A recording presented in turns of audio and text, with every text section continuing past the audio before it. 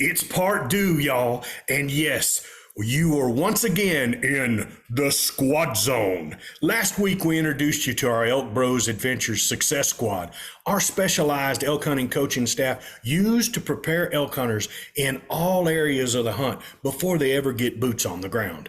Today, the squad continues breaking it down and identifying possible holes in an elk hunter's game, as well as giving you ways to fill those holes. Yeah, buddy, part two of the ElkBros Adventure Success Squad. That discussion, our ElkBros shoutouts, and questions from our awesome ElkBros mailbox. So my friends, pull up a chair, adjust your volumes just right, and welcome to Blue Collar Elk Hunting. Welcome to Blue Collar Elk Hunting, brought to you by ElkBros.com, with your host Gilbert Ornelas and elk hunting coach Joe Gilly. You want to hunt elk? They live to hunt elk. Their goal is to share with you what they have learned grinding it out for over 35 seasons, doing what they love. So come on into camp and set a spell. Welcome to Blue Collar Elk Hunters.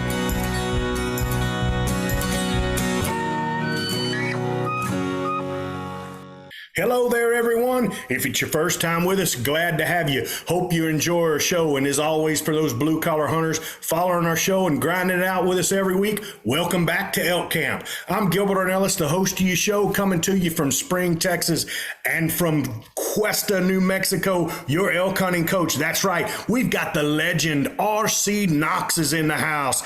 And that's right. Our elk hunting coach from Burnett, Texas. We got the Flatlander in the house, Mr. Cole Wilkes.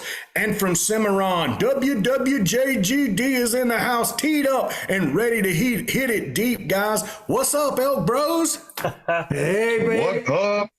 What's up? Well, you know, it's a little disappointing that we don't have the whole crew here tonight, especially as we're getting close, but we're going to try to bomb this out for everybody. Chav is still a little under the weather. And guys, everybody, you know, he appreciates the comments and the well wishes. He's feeling better, but this doggone, he's got this hack and cough thing that just won't let him, you know, he's afraid as soon as he starts talking, he's just going to cough his way through it. And Luis, you know, we thought Luis was here. Well, they let his wife and kids come back, but they're keeping him over there on the side of the border, I guess, man. So we're going to have to give Manano a call. I mean, that's somebody we could bring in. Yeah, man. I don't know where the counselor's at. Up? Yeah. I bet Manano would come in and take care of it, man. Manano, shout out to you, brother. We pulling for you on the bar exam, buddy. We've been praying for you, homie. Hope nothing but well wishes towards you, my friend. Absolutely, man. The man has been putting it out for that thing. So cramming. Yeah. It's going to be fun. So just for everybody listening, once again, our goal tonight is to use the hunters that we are currently coaching as an example of things that most of you guys are struggling with or most likely could struggle with when you hit the woods this year. So this is all about learning moments. As we take, and what we're going to try to do is we're going to talk about some of these areas that we have been, you know, that Gilbert and RC and myself and Cole have been working with our hunters on, and we're going to try to then give you tips on what we see as their glaring issues, those aha moments or those things where they were like, really? Or how do you do this? Or and things that they were kind of missing out on. And we are then going to try to tell you and hopefully help you identify those, because you might not even know it's an issue, right? You might not have never even heard it, and then overcome it. So tonight we're going to go to those failure points that hunters hadn't thought about, where and how to set up, as well as calls and calling strategies, something that everybody always wants to talk about. And it's huge. I mean, that's a huge part, y'all, because if we're not talking about calls and calling strategies, right, then people end up with a limited toolbox. They end up with limited skill set. And we know that elk hunting is all about creating opportunities. And if you're not able to create opportunities, that means, and you hear this from me all the time, that means you're waiting on opportunities. And if you're waiting on opportunities, you know, it can get tough. And it depends. I mean, you know, if you're hunting in an area, because there's different ways to be able to locate elk, to be able to create an opportunity. You can use your eyes, your ears, or your nose, right? That's right. And I mean, if you've got binos in an area that you're able to really scan and locate those elk and then develop a plan so that you can then create the opportunity because you've seen them, that's great. If you hear them, well, now you got to have a strategy to either you get on them or them come to you. I would much rather have them come to me if possible. If not, then you got to have a strategy for moving in on them, right? And if you smell them, or if you're finding sign, or you know they're in an area, but they are not talking, then you have to find a way to locate and have those puppies come into you. And you might not know they're coming. That's where some of our scenarios come in, right? So yeah, I've got several of them that I've just popped into my head where you don't need to do a whole lot to be successful. You know, as a matter of fact, sometimes less is more, Joe. no, sometimes, absolutely. And you know, that's when people hear us talk about calling all the time, it's because we're callers and we love to call. But even us, there's times where, you know, You got to shut up, man. we know to be quiet and sleep. Let them come on with it. Right? Yeah.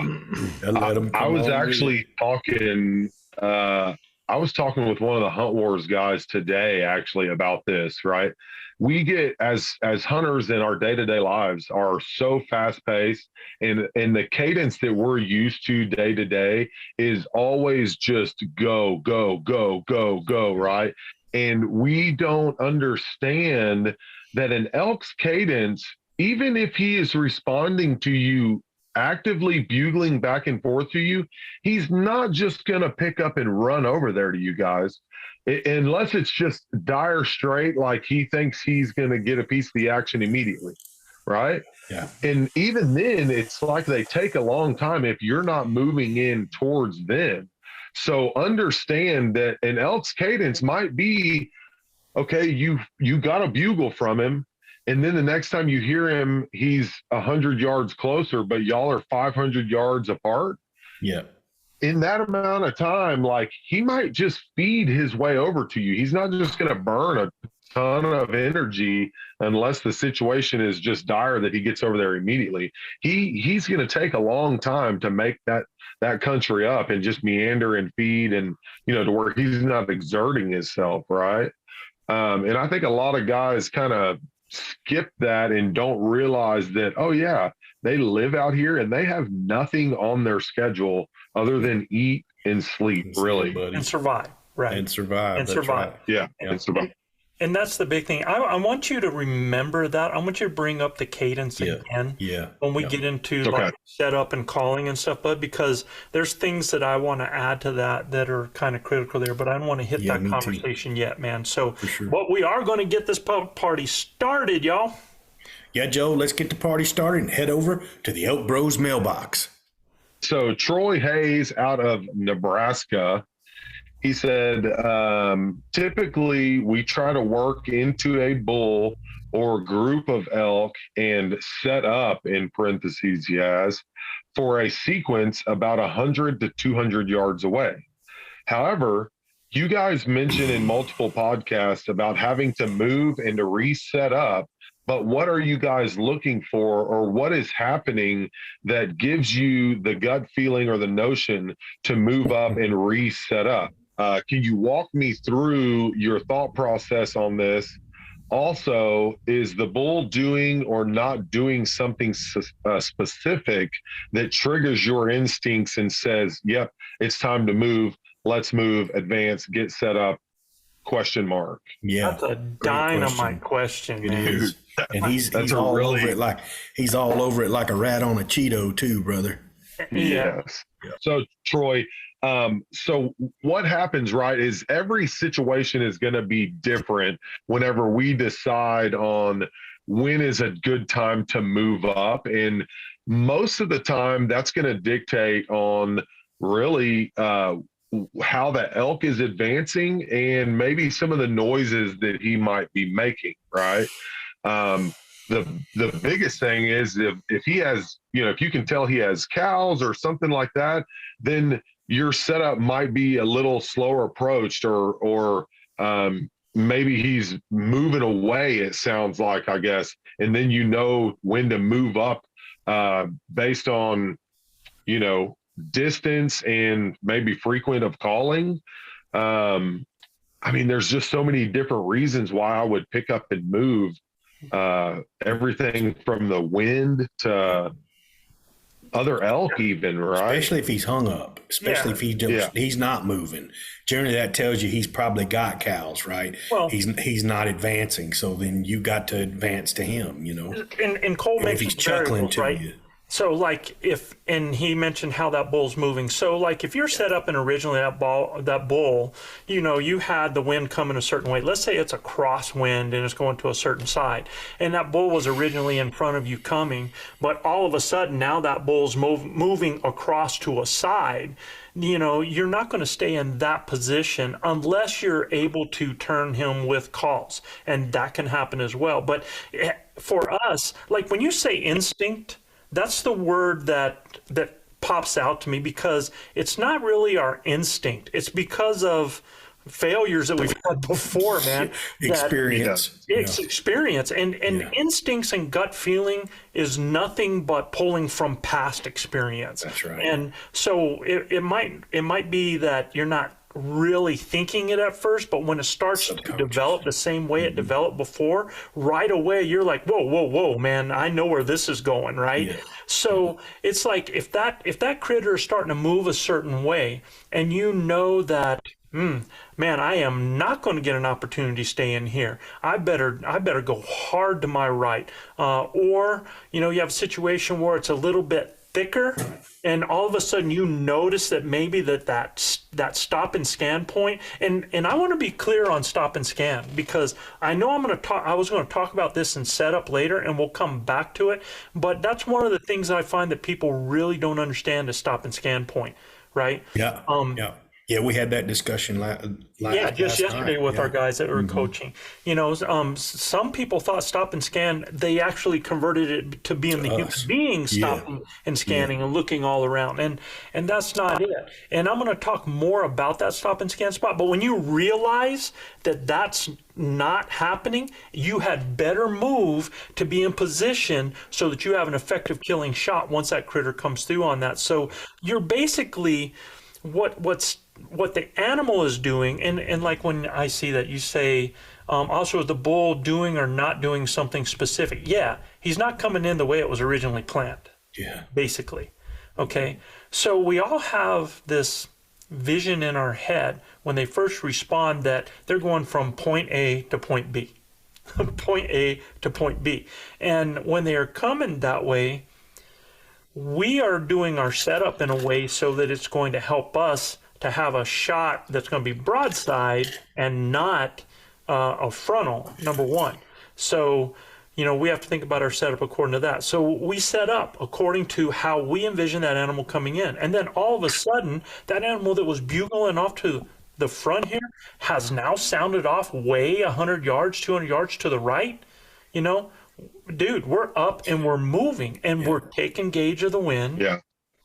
And we're having to make that move on that. Vegetation, is that vegetation allowing you to move? Do you have a partner? If you have a partner that is back behind you, and you can tell that bull is not advancing, well, I'm letting him know that I am resetting. I'm moving up because of the way he's coming in. And does my partner have to move? Not necessarily, right?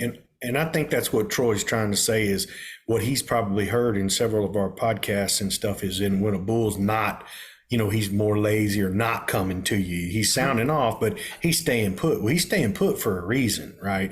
And especially if he chuckles at you a little bit or gives a roundup bugle to his gals or whatever it may be, you got to know then that, okay, look, he's not coming, right? He's sounding off regularly in the same spot, or he sounds maybe a little further or whatever it may be, but he's not coming. That's when you got to reset. That's when you got to advance and reset your position, right? And I think and he's saying about 100 to 200 yards away too. So we got to keep that in mind, right? Yeah. Okay. Well, it also changes like on a solo aspect, right? 100. My setup is ever evolving, like as I'm going about, because I'm actually looking like, okay, I'm going to call from right here because I'm going to go set up over there because he is going to come to my call right here, and I'm going to be over there when he is walking to here. That's right, Cole. Yeah, and now that you kind of froze up there, Cole. So I'm going to jump over top of you, man. In that, it's real critical what Cole's talking. That I hope you guys understand that when you're in that tight, never bugle or call towards that bull. Right, got to be behind you. Throw those sounds back behind you. Okay, Cole, you kind of disappeared, so I jumped out on it. So if you want to. That's all I was saying is if you're solo, make sure where you're making your calls from that you are able to drop over to your setup and be able to shoot back to where those calls from. I missed an opportunity on a bull because we lost him. Yeah. So, and he's exactly right. Understand that I'm sure he was going to say he called a bull right to him. Yeah. You know, instead of being on that downwind side, you know. Yeah. Yeah, or he made the call and he jumped over and the bull came to where the call sound was and he didn't get a chance to get a shot and had to make an adjustment, right? So you got to understand that setups are flowing and dynamic. Now, if you're doing a scenario, and when we're talking about a scenario, we're talking about where we are basically putting on a show, where we are painting a picture, where we're doing a play of elk doing elk things. And when we do that, we start out in a static setup, meaning we are where we are. And we are pulling animals to us that are most likely going to come in silent. Now, it starts out static, but what if a bull sounds off? All right. Well, we might stay in that static position, right? Because he's still coming to us.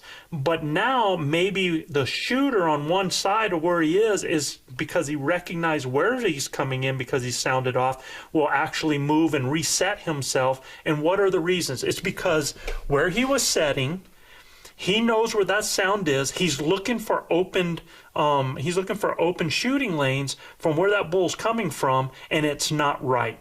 So he's blocked to the side. All he has an opening is straight in front of him, and he's most likely going to get a frontal. Or he doesn't have good shooting lanes at all, and knows he better get in front of the next group of brush in front of him to ensure that he has the shooting lane.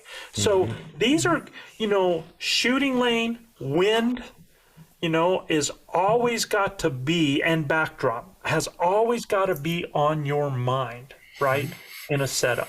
And if you don't have it according to where that animal is moving, you reset. Yeah, and Troy, I think, like Joe said it just almost perfect. It's really, we failed so much. Our experience tells us when and where what we need to do, right? So just remember that, you got to make your own opportunities. Don't sit back too long and wait for something to happen when it ain't happening. If the bull's regularly sounding off to you and you're making the right sounds and he's regularly talking to you, but he's not advancing, you got to take it to him. Eventually you're going to have to take it to him. If the wind's not right, just don't do anything. Right.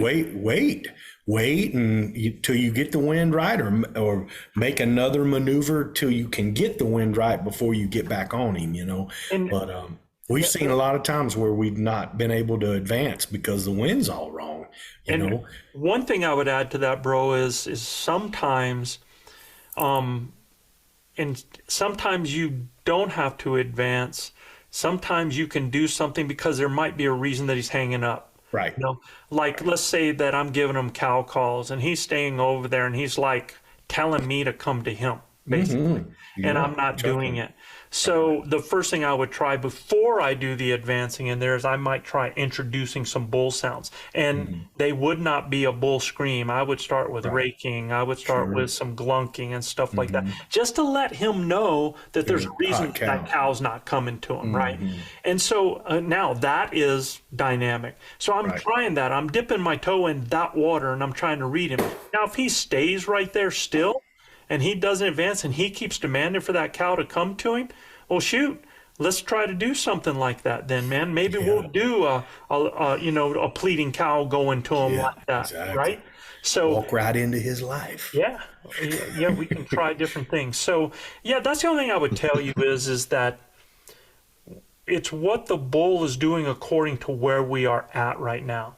So there's no way that once I set up and I read the situation as being a failing situation, I'm not going to stay in it. I'm not going to have a bugle fest. You know, if I'm sitting here bugling, he's screaming back and forth, but he's not advancing, or he's even starting to go the other way, there's no way I'm going to sit there and pound that square peg through that round hole.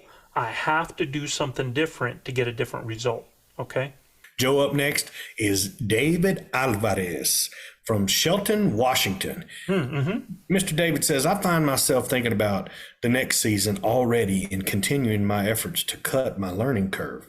What are you guys' thoughts on these hunting training camps? Two major ones that I know of are Elk Shape and Western Hunting Summit that I've started up.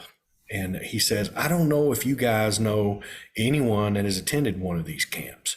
Did they feel like it was worth their time and investment? Is it something worth looking into deeper?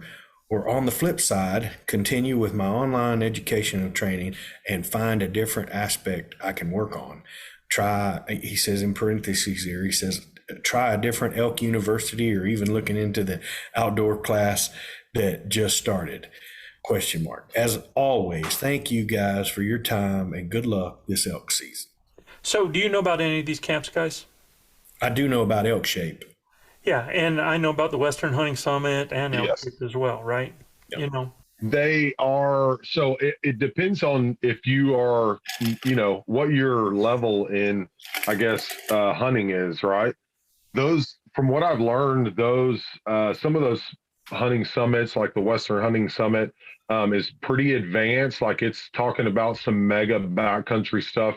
And then I'm not 100% on Dan's Elk Shape, what his camp looks like. I know it is a lot of, you know, working out and stuff like that. Shameless plug though, Joe, me and Joel Vanderloon put on it's actually just like a beginner's course. And it is intro to hunting here in Texas. And it's 4 days, and we basically start you out on how to get the ball rolling if you're a new hunter, right? And they can reach out to Joe if they want more information on any of that stuff. But I know that the Western Hunting Summit is very, you know, it's pretty advanced. It's a pretty advanced course. Yeah. So in Dan, from what I've read. You know, Dan's Elk Shape camps, you know, a lot of people think, because Dan's a beast on workouts, right? And everybody thinks that that's all it's going to be, and it's not. It's a lot on shooting. A lot of times he has Joel Turner there, or have Mike Livesay there. He'll have Dirk there. I mean, he'll have different people. I think he's had Jason Phelps there. You have different experts in there, each kind of like what we are doing right now, like a success squad. So they're basically putting together a live success squad and coaching all these different areas. And you ask if it's worth it. And so it's worth it if you can afford it. For sure. If it doesn't keep you from being able to hunt that year, or, you know, with what you need to do, because I'm just telling you this. Here's how I look at it. You know, one of those camps, let's say it's $1,500 or something like that, right? I want you to think about how much it really costs to come out elk hunting. Because, guys, no matter what, man, that is an expensive endeavor, no matter what, when you start considering. And if you take a look at coming out for 1, 2, 3, 4, 5 years and really not advancing in your ability level, I mean, to be able to go and have people step your game up and help that learning curve. Now, you mentioned all of this stuff like the universities. Yeah, absolutely, man. He didn't mention one that would have probably killed it for him from the beginning, and it's called Base Camp. Go to ElkBros.com and get in that Base Camp, brother, if you haven't already. It will absolutely help your elk hunting experience. Oh, yeah. David, I think you're on the right track with knowledge, man. I mean, you can't ever have enough knowledge. Knowledge is the power. Knowledge is the difference. Having more tools in your toolbox. And I would just tell you that here's the thing that I would say about those camps is that it's one thing to listen to us. and when we're like this. And some of you guys are able to relate to our camaraderie, to our passion, and how we feel about this, and some of you are able to get a pump from that. But let me tell you what, you go to some of these camps when you have these people there in person to be able to work with, it is a whole different kind of pump. And you come out of there revigorated and enthusiastic and excited, and and you get to pick up a lot of tool sets, and you get to ask questions of these people right there. You have pretty much a captured team, to be able to ask questions. So, knowing the individuals that I know that put on these camps, and I've seen some of the lineup for the Western Hunting Summit and how it's done, if you can afford to do it and it doesn't dent you, it's absolutely worth it. There's no way that that's not going to be worth it. Now, if it was something that doesn't have the type of people that are going to be able to up your game, then, and you'll hear real quick from people. People are real quick to go, that wasn't worth what I paid for it. I mean, we live in a review society, and people, they're pretty quick to let you know on forums or anything like that. And I have bad news travels really fast. Yeah. And good news is real slow. And there's a reason why these summits and Dan's Elk Shape sell out, and that's because they deliver. Okay, so now at the same time, you take a look at that cost there, and add to that the podcast and all of this information, the Elk Universities, our online course, the Elk Collective, Paul Medell's Elk Nut app, right? Chris Rowe's stuff that's out there. When you put all of this stuff together, what you're doing is, and a lot of people go, man, it's just too much information. Well, it's just like, here's how I'm going to connect this, all right? It's just the same as when you are trying to decide a place to hunt. You look at the whole forest instead of those places that are going to attract elk, instead of just eliminating some things. And so when you do all of this stuff, you look for those common denominators. You're going to look for those things that might be a little different, but it's kind of the same thing. That tells you something. That tells you that that's been effective for that person, this person, so that's something to pay attention to. And then you might hear a little bit of a nugget here and there that you, in a different way, that helps you to understand it better. So I think that's where the value is in that, is being able to learn things from different people in different modes, So. And good luck to you too, David, this elk season. Absolutely, man. Joe, you're up next, brother. All right, man. Oh, this is from our buddy, Charlie. Charlie Newberry. Yeah, and he ain't in Idaho, man. Texas. If he is, he's a long way from home, I just talked to Charlie the other day. Did you really? Great guy. Charlie called me the other day. We talked dirt bikes. You talked really? Charlie, man. He is he's a man of all trades there. Charlie, we love you, dude. Hey, Charlie's all right, but his wife, she brought brownies, man. Brought brownies.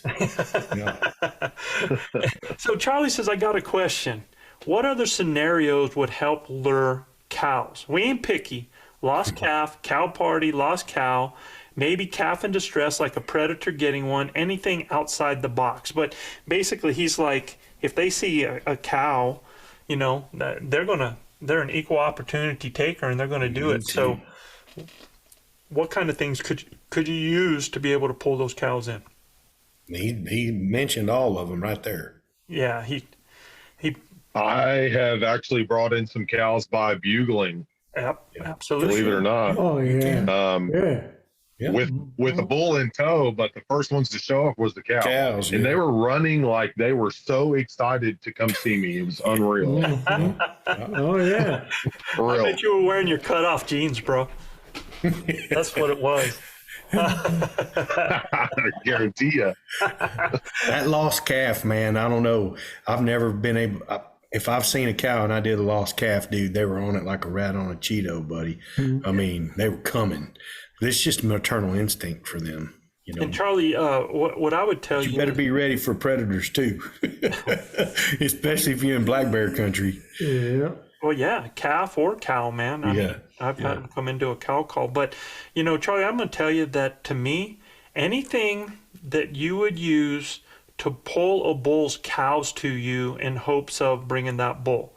And so when you think about those things, you've mentioned most of them, and Cole mentioned the other one, was the, you know, sounding like a bull that's doing a roundup bugle,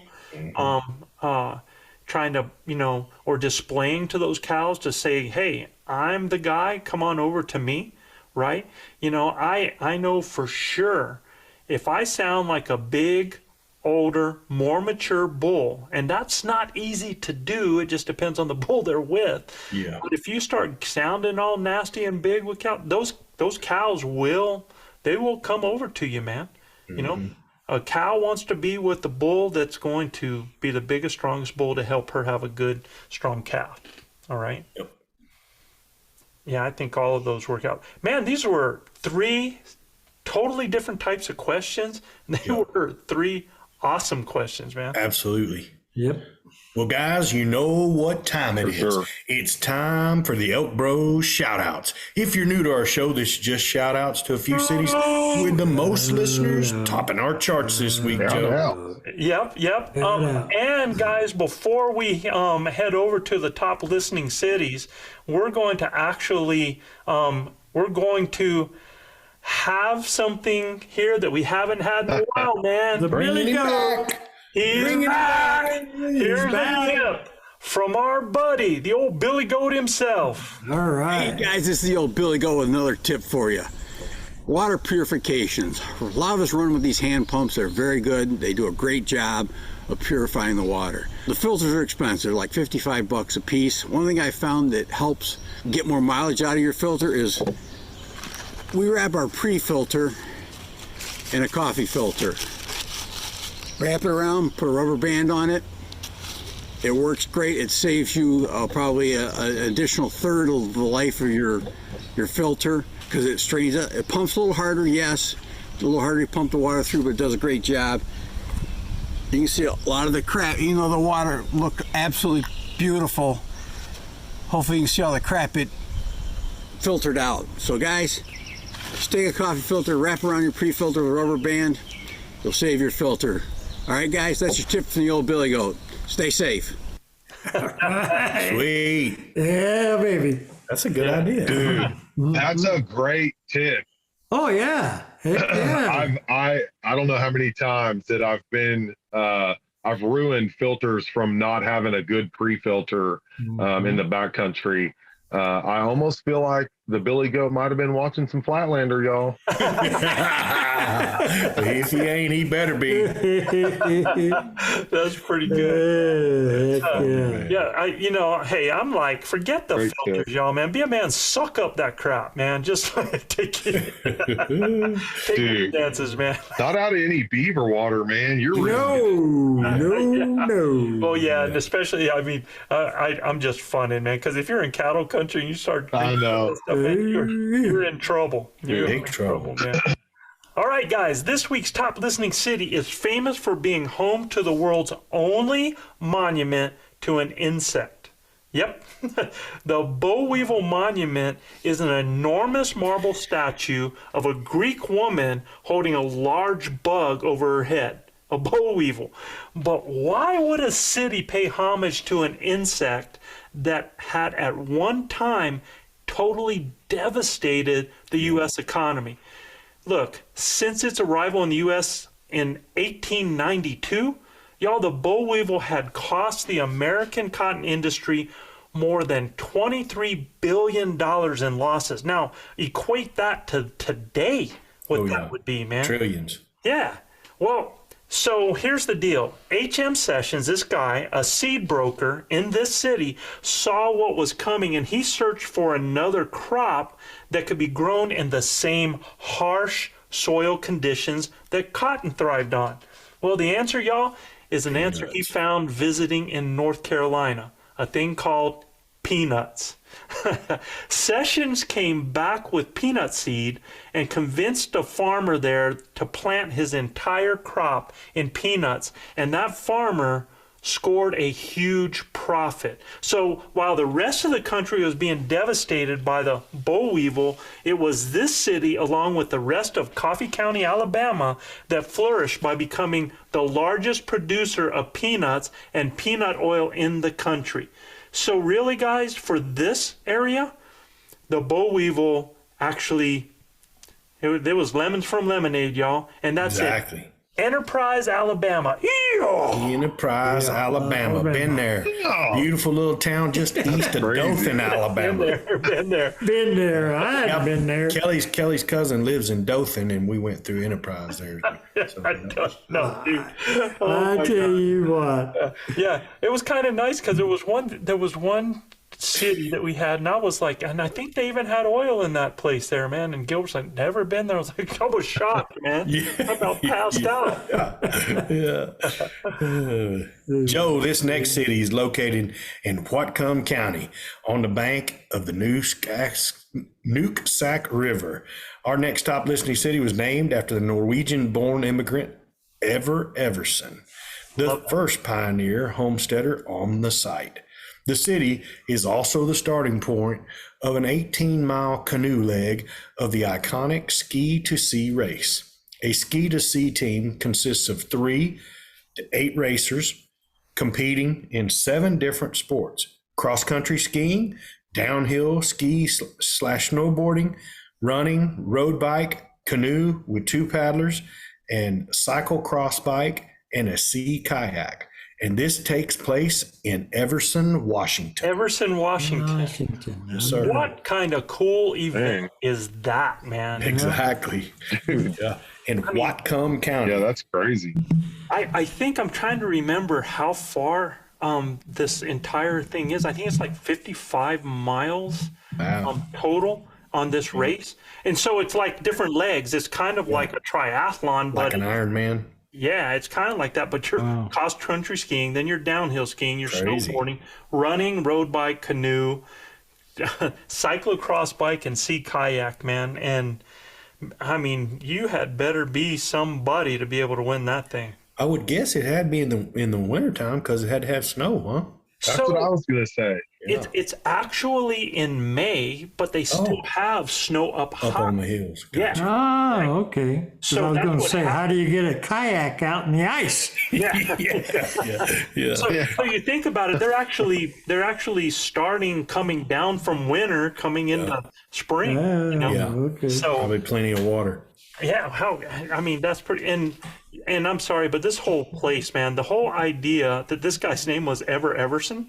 Yeah, I was Everson. Ever Everson, how cool is that? Whatcom County. And they live in Whatcom County. Whatcom, you know? Nooksack. All right. You know, this shows the nature of the people that lived there, because they're like, you know, what are you going to do if it snows? What are you going to do if it has floods? What are you going to, dude? Whatever comes, what comes, we got it. So, Been there, done that. Oh, Lord. my daughter's rolling her eyes right now. She's like, Dad, Joe. No, but I'm serious. Cool. Oh, man. All right.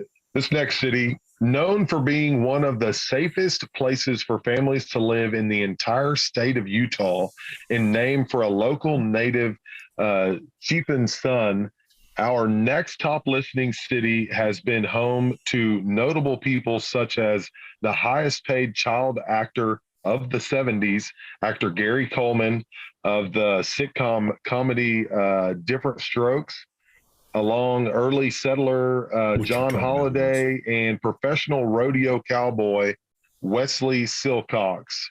They were all residents of Santaquin, Utah. Santaquin, Utah. That's cool. Santaquin. What you talking about? Utah. What you talking about, Willis? What you talking about? Yeah. Yep. Good show. Yeah. Gary Coleman, man, that face and that, what you talking about? That was it for the time, man. For sure. Next up, named for Stephen A. Douglas and located in the middle of some of the most unusual and breathtaking freestanding rock formations back in 1861, this village was originally a training camp and staging center for Union forces that was then, 1 year later, hastily adapted to serve as a prison for rebel soldiers captured by Ulysses S. Grant at Fort Douglas. I'm sorry, where the Grant was at Fort Donelson. That's where that battle took place. An interesting fact that most people don't know about Stephen A. Douglas, I thought this was so cool, man, is that back when he lived in Illinois, he briefly courted a young Mary Todd. If you don't remember that name, Mary Todd went on to marry Stephen's future rival and the man that defeated him for the presidency in the election of 1860. Abraham Lincoln. Wow. A big ElkBros shout out to Camp Douglas, Wisconsin. Camp Douglas, Wisconsin. Yep. Midwest shows up. Heck yeah. Yep. Joe, I looked up Everson, Washington. It is just almost on the border of Canada and Washington State. It's like just southeast of Vancouver. Yeah, because it's at the base of the Cascades, man. Yeah, man. It looks like some beautiful country. That's for sure. Yeah. Cool. Some great cities today. One of those places we have to visit. I would love to see an event. I don't know why an event like that hasn't showed up. I mean, my TV shows snot pulling, man. I don't know why we haven't seen this thing. Curling. Oh, it's like Curling. Yeah, there you go. Yeah. I mean, of all the things that, I mean, there are so many different competitions on, I mean, all of these channels and stuff that you go to pick at. I even watched this one show where it was a commentator and it was marble racing down through Man, I saw on ESPN the other day they had professional cornhole. I'm like, Oh yeah. Oh yes. Oh, yeah. Professional that's cornhole serious. on Yeah. ESPN. Wow. Yeah. Pretty cool. I mean, I like playing cornhole too. I just didn't know it was that big. Oh yeah. Have you seen the professional version of tag? No, I haven't. Yes, I just saw that. Did you see it? Tag. Yeah. So they have Dude, it's like obstacles. parkour. It's like the fastest parkour. Yeah. They have all of the obstacles, and there's 4 guys on each team, and it's who can score tag. And I mean, guys try to avoid them going through this course before they get. And guys are flipping through these bars, over these bars, under these bars. It is unbelievable. But they have turned our childhood game of tag into a competitive sport on people. Unbelievable. Yeah. I'm sorry, I digress. All right, y'all. Tonight's main content. We are talking about the ElkBros Adventure Success Squad. Each one of us here that you're seeing are part of that. We're actually missing some of those squad members tonight. You got to hear Guy Duplanche last week. You got to hear from Travis O'Shea last week. We've yet to see Chav, and we haven't been able to see Luis, who we thought would be here this evening, but some things came up for them. So we are going into those things, those glaring common problems or issues from our areas of focus. And trust me, the areas that we're getting ready to talk about, these subjects could take up multiple podcasts, right? That we feel could be a great learning moment for all our listeners and possibly improve their odds of success if they take note and make changes or add this to their repertoire or their toolbox or fix those things and those holes that they're having issues with right now. So Gilbert and RC is going to be up first. And you guys, tell everybody about the area that you've been working with the guys with, and then those top failure points that seemed that most of our guys that you were dealing with hadn't realized. Go ahead, RC. Well, I think one of them was that drawing the bow. Yeah. Yeah, that you got to draw the bow, and so that was one of the big failure points. So in what way, RC? I mean, explain to me, how is drawing your bow a problem for guys that are elk hunting? I mean, we draw bows 100 friggin' times when we're out on the shooting range. Why is drawing the bow becoming a problem for guys elk hunting? Well, because the elk has come in and generally has spotted them. And so they freeze and they think, well, if I move, he's going to move, or I'm going to scare him off, you know? And so it's like, you have to draw the bow. The elk is going to probably more than likely move, but he's like, you know, there's times when you do draw the bow, when the elk's moving, all he picked up was more movement of the tree or whatever, right? And you just have to draw the bow. You can't shoot if you don't draw the bow. You ain't going to hit the ball if you don't swing. That's No right. doubt, buddy. That's And, right. you know, we talk to the guys and let them kind of explain to us their misfortunes, and every one of them's misfortune, either they didn't draw or they couldn't get it drawn, right? And What do you mean they couldn't get it drawn? They had trouble drawing, or? no, the elk stopped in a different spot that they couldn't draw the bow. And I'm like, why didn't you draw anyway? You know, if that elk stops, he's got to go again. You know, we got to draw the bow. You know, it's the most important thing. And I think as a young caller myself, you know, I've been doing it a little while, but everybody that I've had with me that have had opportunities, they just didn't draw, you know, and I'm like, Jiminy Christmas, I'd have been drawn 20 times already, you know, but everything that happens to you in the elk woods is magnified so much, right? We learn so much as hunters, whitetail hunters, pig hunters, whatever you might be hunting with your bow. It pales in comparison when you got a 1,000-pound animal screaming blood and fire at you, and he's walking you down from 70, 80 yards out, right? They cover ground so fast that you get really, truly mesmerized. Number one, at their sheer majestic look of them coming through there, where they don't touch anything with an antler, right? I mean, they're rolling their head through there, and here they come. And before you know it, they're inside that bubble at 30 yards like that. And you've just been watching the whole display, right? And you're like, holy crap, this is real. Or you're looking through your rangefinder the whole time, trying to figure out where he's going to stop and start, and when it should have happened way before time, right? So guys get really married to that rangefinder, and they forget that, man, the only way we're going to be able to harvest one of these animals is if we get drawn, guys. You got to draw your bow. You know, again, I'm going to harken back to last season.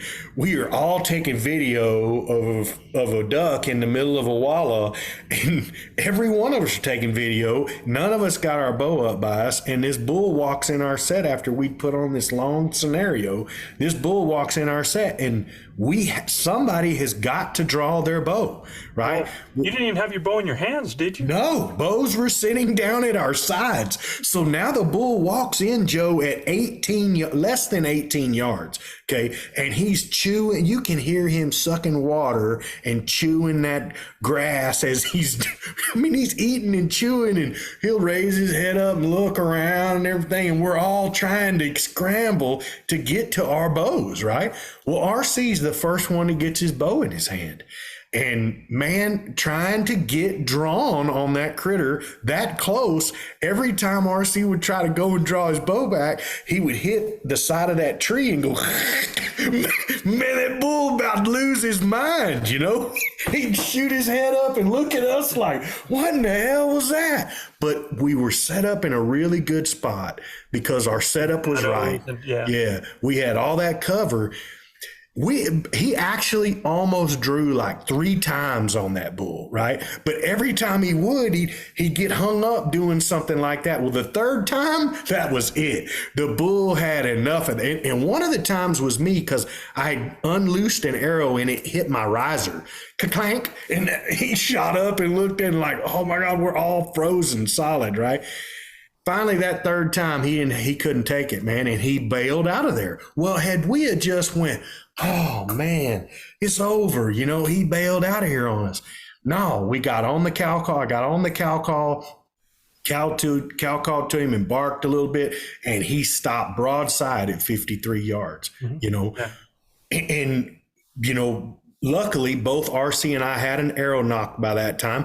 And RC says, look, he's way too far. And I said, all I need is the yardage. I had him ranged at 50. Brendan yells out 53. And I sent it, and it was over with. But again, we don't ever get there if we don't get the bow drawn back. Yeah, and I want to go back to a couple things. First of all, I want to go back to what you said about RC, like where he was at. And that's really something to think about, because that's the point I brought up the other day, that a lot of people are out fishing for elk, man. They're out there casting out calls, they're doing different things like that, but they're not ready for a strike. In other words, when I'm walking through the elk woods, anytime I stop, the first thing I tell myself is, what if a bull showed up?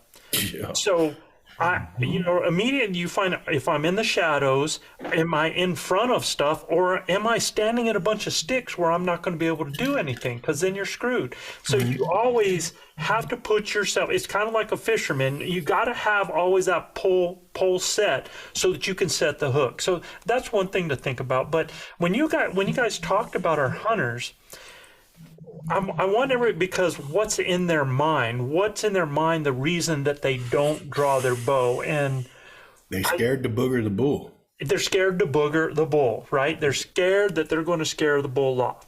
Yeah. And that's where, I constantly tell people is like, okay, let's do the math, right? So if I don't draw and that bull walks by me, most of the time that bull's going to hit my scent line, right?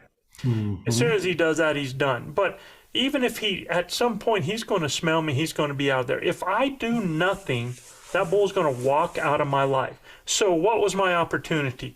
Zero. I had zero opportunity. Now, most guys figure, well, if I let them walk by, I might get another opportunity if he stays in the area or turns around or something like that. Now, look, if you have a bull that you never made a cow call or a bull sound or anything, and you walked in and he's feeding in a park, okay, different story. You might have multiple opportunities to draw on that animal and multiple opportunities to move. But if you've been calling and that animal is coming into you and he's in search mode, he is going to go to a point where he's going to go to where he knew he heard that animal. And when he does that, he's most likely going to walk right by you, or he's going to scent you, or he's going to get into a position that you're not going to have a shot and is going to disappear out of your life. Are you going to see that bull again? So let's talk about elk behavior at this time of year. Bulls are cruising all over the mountain, right?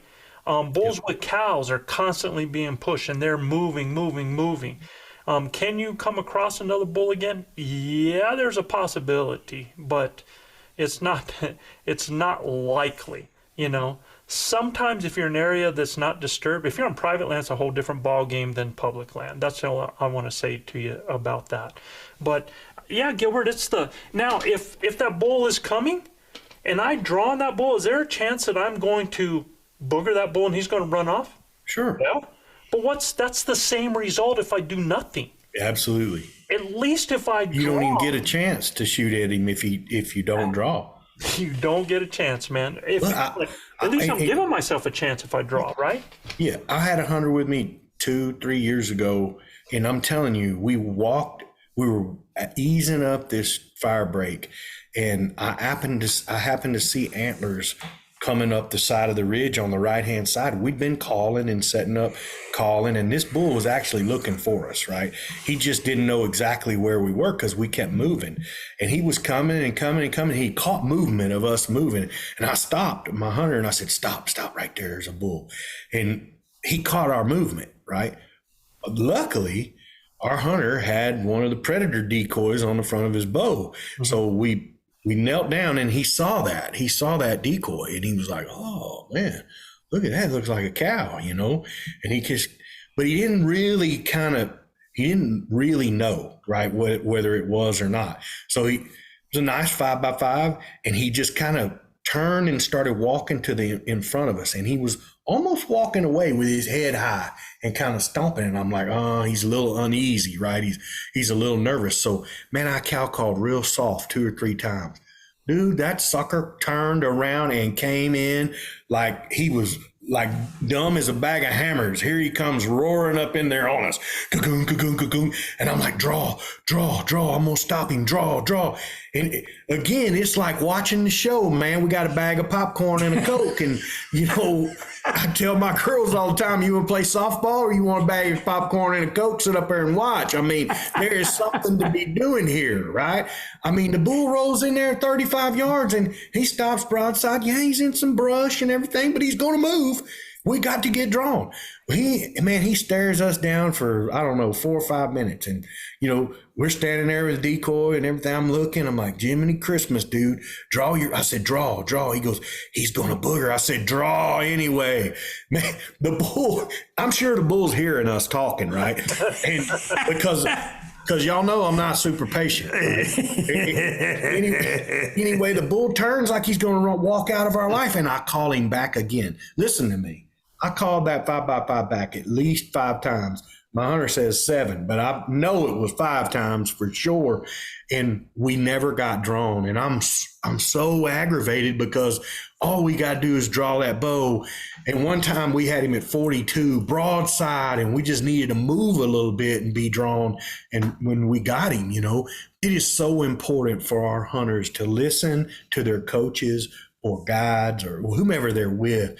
Man, you got to draw your bow back. We're never going to get a shot if we don't draw. So most guys are like, but I don't know when to draw, right? Is the biggest one that I hear from people. And it's like this. I mean, if you have an 85% let off bow, as soon as you have any idea sound that he's getting ready to come through to your area, you can draw. Yeah. Depending on what your setup is doing. So let's say that, and then, you're holding until he gets in position, right? Walks into you like that. Well, let's say you didn't get drawn and that bull comes into your area. When do you draw? Okay, listen closely. As soon as that bull is in your shooting lane, you draw. And when you do it, give a grunt, okay? Now, I recommend that while you're shooting now until you get to the season, I want you to draw, grunt and shoot your target. Shoot. Okay? Yep. Draw, bugle, shoot your target. Draw, walks 2 steps to the right, cow call, shoot your target. Get used to the feeling of doing that. But you're going to draw when that animal is in your shooting lane. Kill zone, yeah. Don't do it like if you didn't get drawn and that animal's coming by, do not wait for its head to get behind a tree. That is a severe no-no, man. Huge mistake. Yeah, it's a huge mistake. And if you don't believe us, go ahead and do it. And then his vitals will be behind the tree when he stops. Every time. Exactly. Elk have a fatal His head flaw. will be out and looking at you. When they I don't want to shoot him in his eyeball. And it has to be, it's because of proximity. Now, the closer they are to you and you move, they're going to jump a little bit, but they're still going to stop and turn broadside to see what spooked them. It might only be 15 feet. Yeah. And if they're out enough where that isn't going to, be on them immediately, then they're going to stop and look. And that's why we're telling you this, okay? So when to draw is when they're coming into the area. Go ahead, Cole. And I would also say, so here's my little thing. This is what I've been trying to talk to Joel about, because Joel's a somewhat new elk hunter, right? He's only been in the game. This will be his 3rd hunt for elk this season. And he, we've been going through all this stuff as well. And he was like, so after, when the bull's coming in, I think I'm about to shoot, when should I draw? So what I like to say is, don't worry about their head or don't even look at any of that. You need to be looking for your kill zone. Right. As soon as it is in your shooting range and you have clear sight of your kill zone, draw your bow. Yeah. Because more than likely, even if he's behind a tree or so you think his head is, he's going to catch movement. As long as you can see the kill zone, I think you should draw your bow. Absolutely. Okay. Yeah. If he's frontal, if he's frontal or whatever and he's at 10 yards and you don't want to take a shot like that, draw your bow. He's going to bounce out there 20 yards and stand broadside and see what made that movement. Exactly. So just always keep your eye on the kill zone. That's where you need to be paying attention to. You can't shoot at his head or his neck or any of that. Once he clears everything, draw your bow. Like if you know, okay, his kill zone's fixing to come out, draw. Next thing you know, he's going to stop it without even making a noise probably and look right at you. That's funny, dude, because I don't even like in my mind when that animal's in the zone, I'm never looking at anything else but that kill. Either. So like when I'm saying I'm drawing as soon as it's in my shooting lane, I'm looking at the kill. That's all I'm looking at. And so when I draw back and I grunt and he stops and turns and looks at his head, it's already over. My arrow is on its way, right? Yeah. So that's a great failure point to talk about, because one of your guys, I was talking to Adam the other day, and he's like, I keep telling myself, he says, it's so weird to me to change that thought process, because when they come in, I want to just lock up until I know that I can draw, because they're not able to see me. So like RC mentioned two things. He said, one, they've stopped because they see something. They don't know if it's you. And they might be getting nervous. Well, yeah, heck yeah. Draw on that animal, man. Draw on him. See, at least you're in position so if he starts to run a little bit and you cow call and now he stops broadside, you still have that shot. You're already locked and loaded, right? If he's moving and coming, just like what we said right there, man. But Adam's like, dude, I got to put that in my head. Draw. Yeah, and a lot of times when they're moving, if you draw, it'll stop them. They'll stop and look at you, right? I mean, they won't booger; they'll just stop. And I've seen that happen several times, right? They won't just blow up and booger because they just caught the movement while they're moving, right? And they're like, "What was that?" By that time, man, it should be done, over, game over, man. You just got to draw your bow. The second thing, Joe, that we talked with them about so much was, once they draw their bow, they got to be real confident at their distance. Being able to judge their distances, knowing what 40 yards looks like, and being at least being able to judge that, right? It gets tougher when you're in the thicker cover or darker trees and stuff like that. But not being married to that rangefinder, other than just a few object that you may judge around you, right? But not being married to that rangefinder. The bows we shoot today are so flat shooting that if you judge him 35 and you shoot him for 40 and you're shooting mid-body, you shouldn't be but maybe a couple of inches high, at the most. I mean, now, if you're shooting a setup like Luis shoots, where you got that arrow that goes and goes down like that because it's so heavy. No, I'm just joking, guys. But these bows that we shoot nowadays are so flat shooting. I missed a bull last year because of that. Yeah.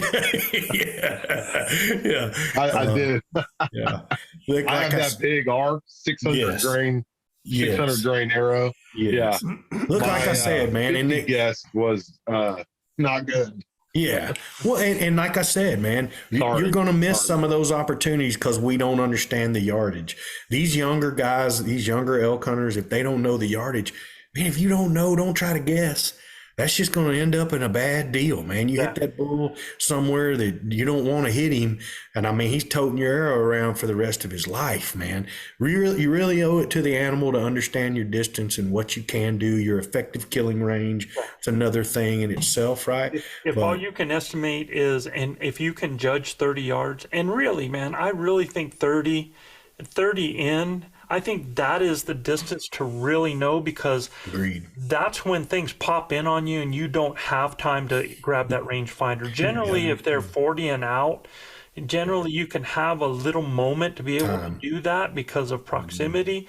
But when they're right on top of you like that, man, that should be a done deal. I mean, practice that, know that, be able to judge that. And, I think was it you, Cole? I'm not sure if it was you or if it was O'Shea that was talking about, looking at different animals at different distances. What is it that you can see at 30 yards on that animal? Yeah. How much of that definition can you see? Can you see the hair on it? Can you see certain things?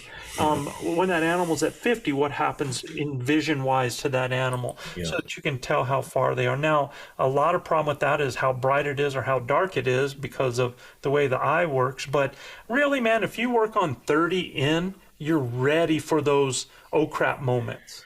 Yeah. And again, Joe, in our setups, take the time in your setup once you're set to range some things in front of you. Don't wait until you get the animal coming at you and you're trying to hang on to that rangefinder while he's coming, because it's mesmerizing. You're going to get caught with your pants down because you're holding that rangefinder. When you set up first, the furthest thing you saw, you should have probably rangefinder and said, okay, well, if it comes within that tree or that boulder or whatever. The morning I killed that big bull that I killed with Chab, I knew that the top of that ridge from where I was sitting was 70 yards. I knew exactly to that oak brush how far that was, because it's the farthest thing I could see anyway, right? So I needed to know where that was. I needed to know where 60, 50, 40 were, and, had elk walking over me at 12 yards. But I needed to know that distance. And then when I look up and see the bull coming, well, I know he's within 68 to 70 yards of that oak brush. And I know exactly where I'm going to hold on him. But it's really about what you do before the moment gets there to put yourself in good success, man. And see, you just brought up a really, really cool point, is that it's kind of like when you're a good guard in basketball or you're a good quarterback in football, you're seeing what is going on in peripheral. So you see that animal coming. The first thing I do, man, when an animal's coming is I'm looking for my shot spots, man, immediately. And I'm looking and assessing where that's going to be if that animal's going there. And I'm looking and I'm going, okay, hits that tree. That tree's right about 20 right there.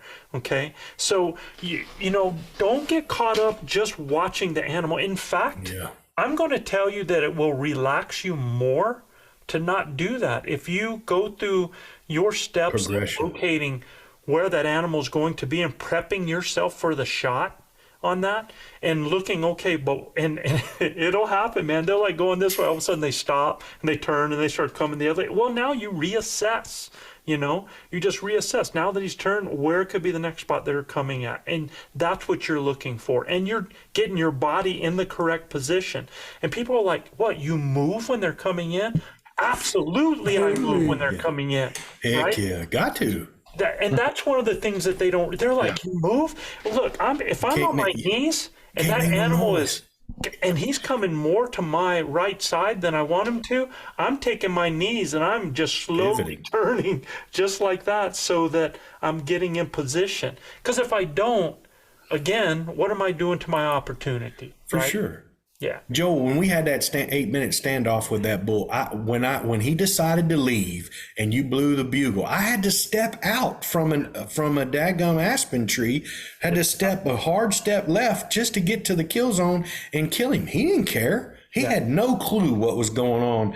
I guarantee he was looking right at me when I shot him. There was nothing he could do. Once that pin got settled where it needed to be, it was too late. You guys have got to understand that you got to make your opportunity when the opportunity arises. If you lock up and you don't draw your bow and you don't move or whatever you need to do to send it, not every setup is going to be perfect where he walks right into where you want him to. And very rarely, I have never had one that was perfect like that. So, I mean, I hear lots of people say, I shot that bull at 15 yards. Yeah, well, great on you, brother. My average is about 40. So, good deal. And through some really thick, nasty stuff. But that's where we hunt. Know where you're hunting. I probably shot 60% of mine 20 and under.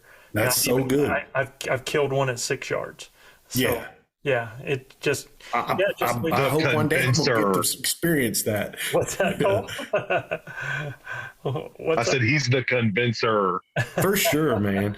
Look, you just convince them to come right up to you.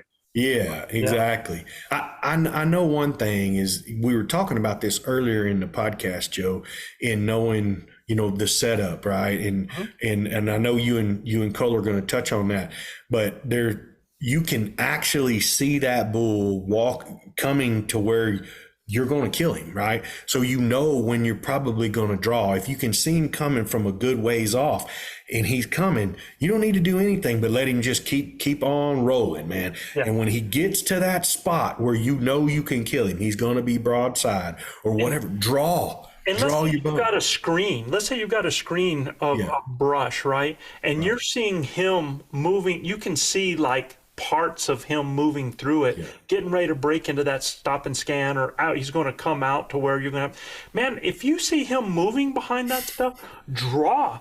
Because people are like, well, what if he sees me moving on the other side? No, look, he's moving. He's got brush moving by his eyes like that. You know, he has created the perfect situation for you. So if you see them starting to go through and they're coming in your direction and they are screened before they pop out, you want to draw, okay? And he's not going to, even if you made a noise, he's probably not going to hear that, man, because they're big animals making a lot of noise coming through that stuff. Yeah. Okay. So since you mentioned it, go ahead. I was going to head over. One more thing that RC and I talked with them about is their gear that they use when they're hunting. Like if you don't hunt with gloves on and you're not practicing with gloves on, it's a big failure point. Guys don't really understand how much pressure they put on that release when they've got gloves on. So if you're hunting with the glove on, you better be practicing with that glove on. It's going to feel different when you lay your finger on that release. If you shoot release, it's going to be different. I've watched guys shoot clean over animals and out into the abyss because they didn't understand what that glove felt like, right? Or the decoy on your bow. It's a huge, if you've never shot through that before, it can be a very daunting task the first time you draw your bow back, right? So those are huge failure points. Your gear that you're going to hunt with, you better be practicing with it. If you're going to hunt with your pack on, you shoot with your pack on. If you're going to hunt with, a binocs attached to the front of you in like a binoc case, shoot, man, because a lot of times if you lean back and you got to lean around something, you're going to hit that bino case. So shoot with that equipment that you have on and practice with that equipment you have on. When you mentioned the gloves, I mean, if anybody was ever to see me hunting, all of my fingers right up at the top knuckles here were always cut out. And even off my, on my non-shooting hand, I would have it like that, just because if I needed to get things in a hurry, I didn't want to not have the feel for stuff that I needed to grab, right? I'm a gloveless guy. Yeah. No gloves. Same gloves. Yeah, I don't think I'd ever have anything on my trigger finger myself. Now, I carry gloves in my pack. So in case I need to do something working wise or, we're dealing with, hauling meat or whatever, I've got a pair of leather gloves in my pack, but I don't wear them. They don't make men's size gloves. Well, you got paws like cinder blocks like the Flatlander does. Yeah, right about that, baby. Yeah. Double XL, baby. Yeah. So I want to go to the realizations on setups. Yes, sir. And I think the first thing, the thing that I saw most people going really about, and which was odd to me, and yet I see it all the time. Like when I'm guiding people and I tell them to set up, I see them immediately go up and get behind or hide behind a tree or a bush, right? And I'm like, what are you doing? Because I mean, we're not, we're not worrying about snipers or anything like that. We're hunting elk, man, and they're not shooting back at us. No, man, they're not shooting back at us. So that's funny. Man. So you've got Thank God. You never set up behind, and people were amazed when I said that I go and get in front of stuff, and I get far enough in front of it so that I'm clear on all of my shooting, and I just make sure that I have a backdrop. And when I go set up, I'm setting up where I've got good shooting lanes, where I'm in shadows. It doesn't have to be all shadows. It could be broken shadows from things happening on the limb that's going to help break me up. I don't want my face shining or something like that. But you've got to get in front of things. Do not get behind stuff. And there's so many of my guys that were like, really? You know, that's not what they would have done, right? Joe, you can use that story of Manano one of the first times you hunted with him. Absolutely, he had a bull come. He had a bull coming in. You had him coming in, and if Manano's, 8 yards. 8 yards. If Manano's in front of that stuff, he kills him dead's a hammer. But he was behind it, and the bull never did clear it because, well, they kind of met face to face with all that brush in front of him. Oh yeah, So. yeah. That was it. He's like, I didn't have a shot. Well, he never set himself up for the shot, right? Exactly. He did two things. Number one, he had all the obstacles high instead of getting down to his knees, and he didn't get in front of stuff, right? So that's critical. You've got to be in front on setups, all right? And the other thing that people just don't realize about setups is how to use the vegetation or how to use the terrain to ensure that they want to see the animal coming in. And I think here's two big things about setups. If you're in a partner thing, you have partners that are doing the calling that want to see the elk coming in, right? That's not your job. Now, if you get the opportunity and you happen to see that animal in there, well, that's it, all good, right? But that's not your job. Your job is to pull that animal by your hunter. You should be able to see your hunter and being able to tell by him or her what is happening in that set. You can tell immediately. You can tell by body posture and stuff like people that are kind of like this, they immediately get taller as soon as they see an animal. I mean, immediately get taller, whether they're sitting or whether they're standing. Their body gets there and that bow gets in a position right there. That tells you, and you can tell by where the bow is, where that animal is. So by you reading your shooter up there as the caller, you can tell what is it that I have to do. Plus, when I see that and I see them you can kind of tell and watch their bow as it tracks that animal as they're moving, you can tell what that animal's doing. Well, if that animal's heading to the downside, dude, I know immediately, depending on what my vegetation or like my terrain, if I can drop down behind the terrain and get over to the offside, away, opposite, and I call it my record player effect, we talked about.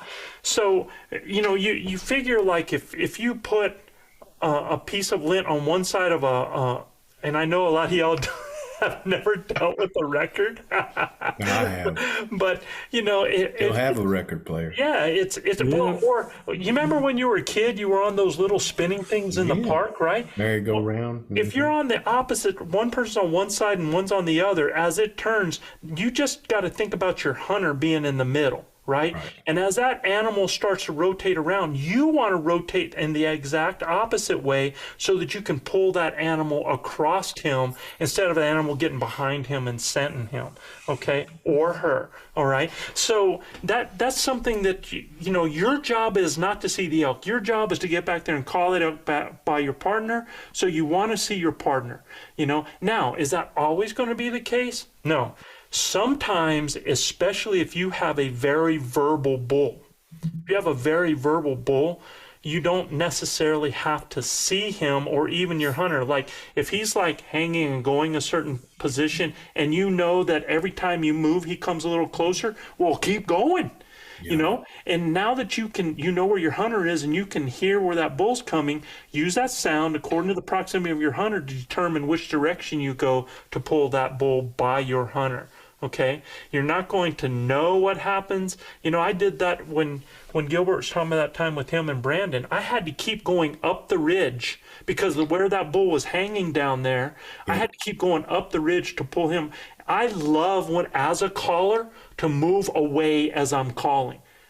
Now, we talk about different rodeos. Everybody out there, as soon as they hear an elk respond, the first thing they do, and we do it depending on the situation, is, man, you're cutting the distance. You're going up on it. So bulls are used to especially as they go through the season, that they hear a call, and next thing they know, that call's on top of them. And that kind of raises a red flag after they busted a few hunters and they get educated. What they're not used to doing is hearing that bull going away from them. That must be an actual animal. So a lot of times I'll actually call away as I'm going and sound like a herd going away and pull that animal. And that's what I did to pull that bull by Brent. Then the bull bugles, and I'm like, that bull has to be on top of them, man. Because he was being verbal, and I kept walking away, and then he's following. I'm like, either he walked right by them, or, you know, it's just, that's how you kind of read that. Yeah. So... You know, Joe, the bull you called in for me that same year when we bailed off on him and you told me, run down that hill and go kill that bull. He sent me down there. I ran down there and Joe knew that bull was coming because you could hear him, man. He was roaring coming up through there. But I don't think Joe ever saw me draw my bow.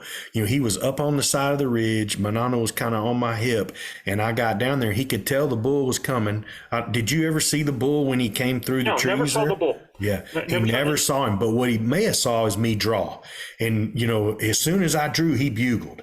And that really settled the bull down. The bull actually stopped and looked up there, and then, you know, everything was over after that. I mean, when I draw my bow, I'm going to let the arrow go. I'm not going to draw it and hold it very long. But think about this, dude. That bull, you went down at least 50 yards from me. At least 50 yards from me, right?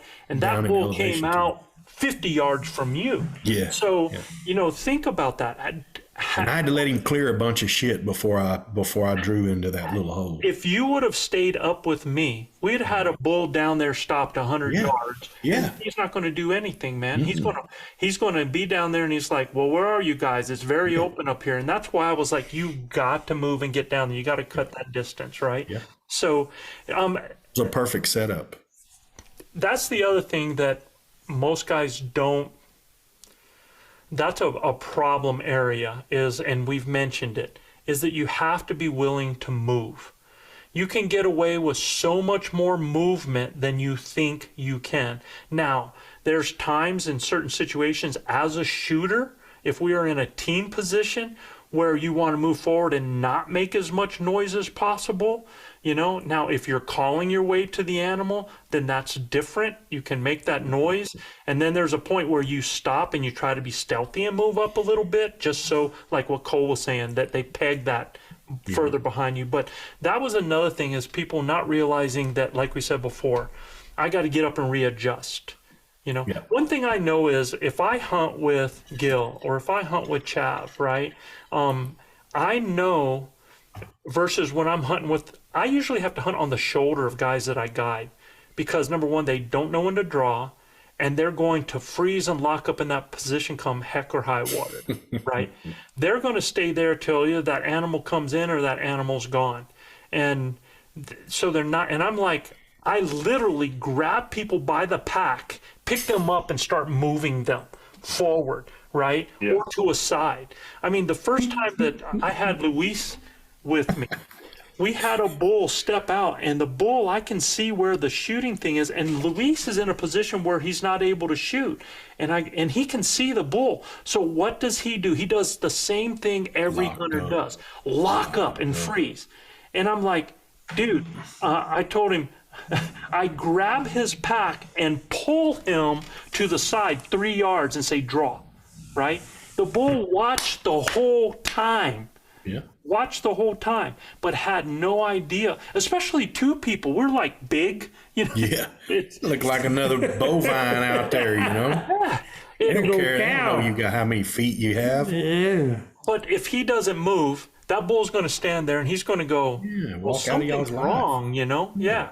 And it's just going to go out of our life. So I think, you know, where you set up as far as being in front of stuff, making sure that you got great shooting lanes, and then being in a close enough position where that animal's going to come out to their, so stop and scan. Let's talk about stop and scan. All right. And that was a big one the other night. Some people don't understand a stop and scan point. A stop and scan point is where a bull is visually impaired to being able to see where you're calling from. And then when that bull gets so that it comes either over a terrain or through vegetation to a point that opens up to where that bull should be able to see where you called from, that is the stop and scan point. You know, it's just like you're walking in your house and you come to a doorway and you go to look inside the door. All right. In fact, we do it every time as hunters. We stop and scan. We come into a location and we stop and we're looking. Or if we think there's an animal over a ridge or something, we come up to it and we poke our head over and we look because we want to see that animal visually. They do the same thing, right? So if you're in an area and it is very open, and what I mean by open is not meadow. Let's say that you've got a lot of older pines, but they're really clear in between and there's gap and there's pine straw on the bottom. Or it's a burn where there's a lot of gap between the trees, no vegetation, right? Those are areas where these animals can see a great distance, okay? So if you are in a position where that animal is in the burn and you're 100 yards from them in a perfect line of sight and you give a cow call, especially if you give one just with your mouth without throwing it back behind you, you're done. You're done because that animal is going to look and expect to see another elk. And they're going to stare because what they're looking for is movement. Right?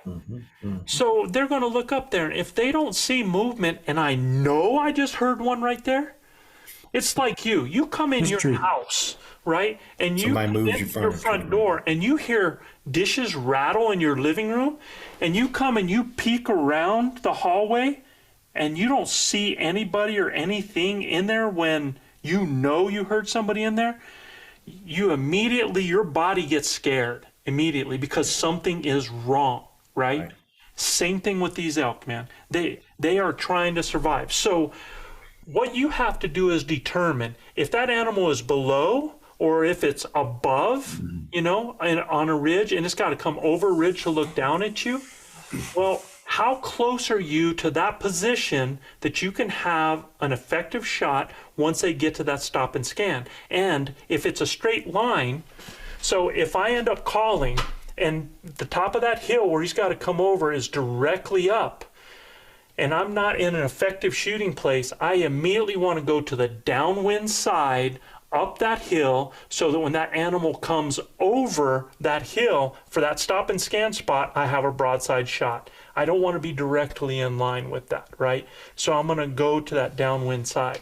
And it's if I'm in thick brush, I want to do a setup so that the thickest brush is in front of me and my shooting lane's out here. If you have too many shooting lanes, then the area is too open.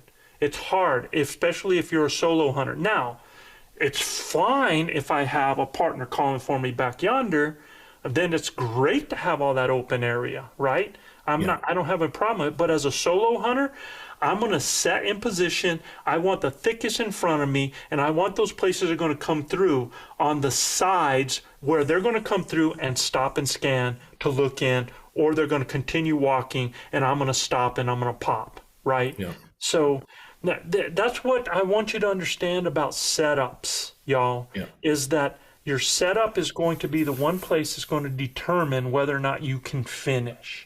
Yeah. Okay. And then finishing comes on being able to pick your right spot on the animal. That's right. You know, this year, Joe, RC and I went through it too, and it was my fault. But we even discussed it before we set up. I said, look, I really feel like I'm probably making a mistake setting up where we're setting up because this is really a stop and scan spot. If they don't see us down here, they're probably going to booger us. We had some real jinky wind too. So we really felt like if we tried to get up on top where they were at, where we saw them, get above them because they were kind of below us, that if we called them up there, we might get burnt, right? So we decided to set off on the side and try to call them over to us. And yeah, they came right to the stop and scan spot. And when they didn't see any elk down there, they were like, oh, okay, this is bullshit. We're not sticking around, right? We're not seeing any elk down there. And they boogered out of there, you know.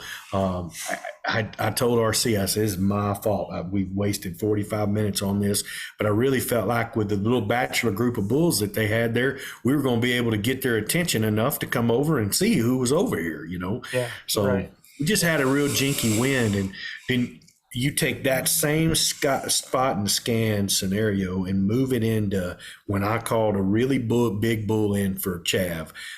We had went up this treacherous peak and in some really thick cover, and we hadn't heard anything the rest of the morning, but we'd heard that bull up there, and I cow called really loud, and that bull answered, and he was a long way off. And Chav looked at me and he goes, bugle really loud. And so I bugled, gnarly screeching bugle, man. And that bull bugled again and it sounded closer. And Chav's like, oh my God, he sounds like he's coming. He goes, cow call again. And I cow called and he just kept hitting it, right? So, I mean, here comes the bull. We probably 15, 20 seconds, 30 seconds, maybe a minute into this thing. And the bull sounds like he's getting closer and closer, but he's sounding off about every 30 seconds, right? He's ripping off gnarly bugles and he's coming. And I look exactly where I hear the bull bugling from.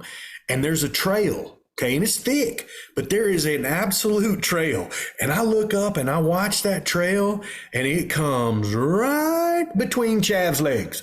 And I'm like, oh my God, if this bull comes in here, he's going to walk right over Chav, right? So I eased myself up above him as much as I could. The terrain was just real treacherous. And all of a sudden I caught movement out there probably about 65 yards from us. And it's him. He's mad, snot slinging, bugling like crazy. And every time he bugle, I would cow call or bugle away from us, right? And Chav was really, I was young calling then, but Chav would tell, don't call to him, call away from him. So I would call away. Man, he was just incensed. And I'm not lying. That bull walked within 12 feet of Chav. Chav is sitting in the middle of that trail, and I just shut up. I didn't say a word. I didn't say anything else. Once he got in there to that spot and scan spot, I just stayed completely quiet.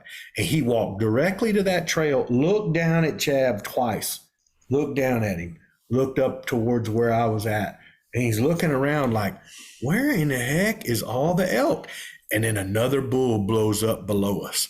And he hears that other bull. Well, he bugles like crazy. I didn't have a video camera. It would have been an unbelievable video. But he rips off a gnarly bugle and he just walks. He turns just slightly to the right and walks down this little draw and around in front of Chav at about maybe 8 yards. And he's looking down towards that other bull, and that bull bugles, and I ain't said another word. Again, you got to know when to shut up too, and so they don't pinpoint you, right? So I'd shut up, and I mean, the other bull bugles, the bull starts walking, bugling, Chav draws, I cow called. As soon as I cow called, the bull looks up at me. He ain't even seen Chav, man. Has not seen him one bit, and he's standing, less than 10 yards from him. Yeah. And Chav unfortunately hits a little limb that was in the kill zone that he didn't see. And man, it was an unbelievable experience, but it really taught me early on in my elk hunting career about the spot and scan. Stop and scan. Mm-hmm. Yeah. Once they walk in there into your bubble, man, it's almost better to just let them come on and not keep talking to them, because if they hear something, they want to see it. He stopped. He heard that other bull bugle, and he's standing down there. He's looking for it. He stopped right in the middle of that little clearing. He's looking for that bull. He never heard anything. Absolutely, man. And yeah, they want to confirm like that. So let's do this now, Cole. What I want to talk about now is the holes in calling strategies with the guys that you've dealt with that we've been coaching in the last 2 years. What would you say are the biggest problems, issues, or holes in calling strategies? Grinders tuning in, thank you for listening to the Blue Collar Elk Hunting Podcast. Our goal is to share our knowledge and help you flatten that learning curve so that you too can have some of the very same incredible experiences that have given all of us here at ElkBros a lifetime of memories. If you like what you hear or see, you can get all of this information plus so much more from our Base Camp Elk Hunting Training Camp, the first in a series of online courses from our Blue Collar Elk Academy. Our Base Camp Training Camp allows me to use my coaching style and share almost 40 years of elk hunting experiences successfully hunting elk on public lands, as well as over 20 years guiding hunters of all ages and experience levels. This course will be like nothing you have ever experienced in concept and structure, using success-based coaching techniques that will elevate your confidence and skill sets. Our camp will prepare you specifically from that final moment most in your control, those final minutes or seconds the elk is in front of you, backwards through each step and level, allowing you to see, visualize, understand, and relate every coaching point to what lies ahead, the next step, the next thought process, the next success. Because y'all, you've already been there. You know what it looks like. By tapping my 30 years of teaching and coaching experience, our camps are developed considering multiple learning modes with text, visuals, audio, as well as video. And Base Camp will benefit those new to elk hunting all the way to the 10 to 15 year vet. So if you are looking for that one thing to help you fill that tag this year, invest in the most important piece of equipment there is, you and your elk hunting knowledge. You can find the Blue Collar Elk Hunting Academy and the Base Camp Training Camp at ElkBros.com. That's ElkBros.com. Keep dreaming of the screaming, believing in achieving, and most of all, keep grinding.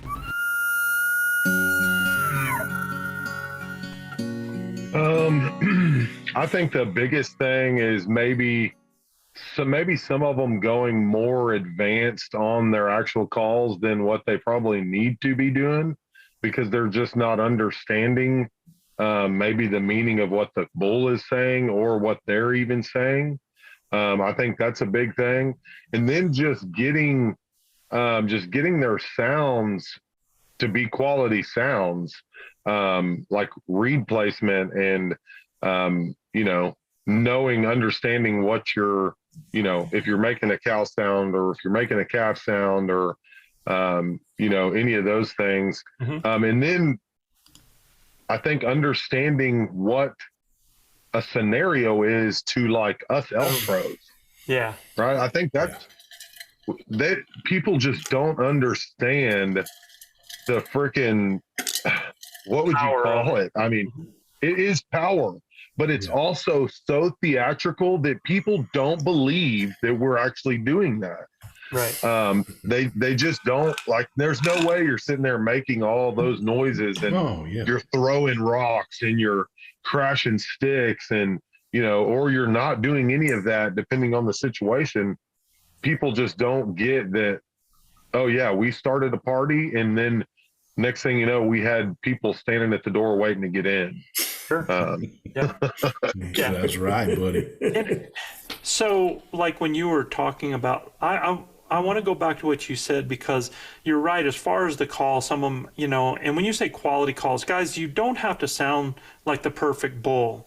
You don't, but you have to be able to make the sound at least in the level of the tone. And I'm not talking about bull. I think more cow calls, I think, are more critical than bull bugles. So I think you can get away with a ton of horrible stuff. In fact, I think I've had more, I can remember one time getting a reaction to a bull where I was just screwing around with stuff and they was like reacting like crazy to it, man, and it was different but the cow calls are different. You got to at least have it in the ballpark of what a cow sounds like and not be doing the facial and stuff, right? I don't want guys to get confused. Like whenever I say quality, okay, quality to me is not like you're making a Corey Jacobson cow call, right? That's not what I'm talking about. What I'm talking about is being able to take the reed throw it in your mouth, place it, and then blow, and it get a consistent noise out of it. Okay.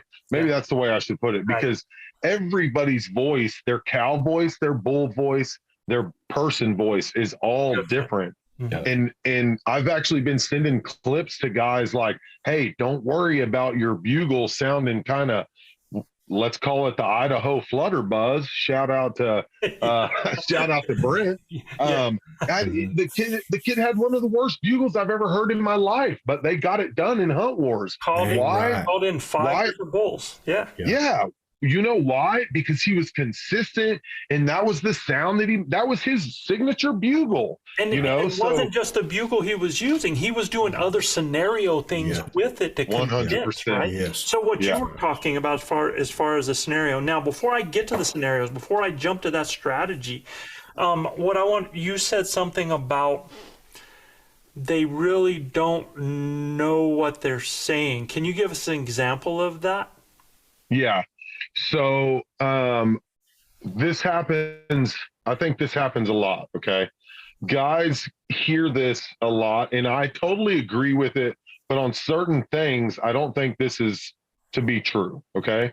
I think a lot more could be done without saying so much. And what I'm referring to is whenever you get a response from a bull, right? Let's say he answered you and all you did was you cow called, and that bull responded to you, right, with a cow call.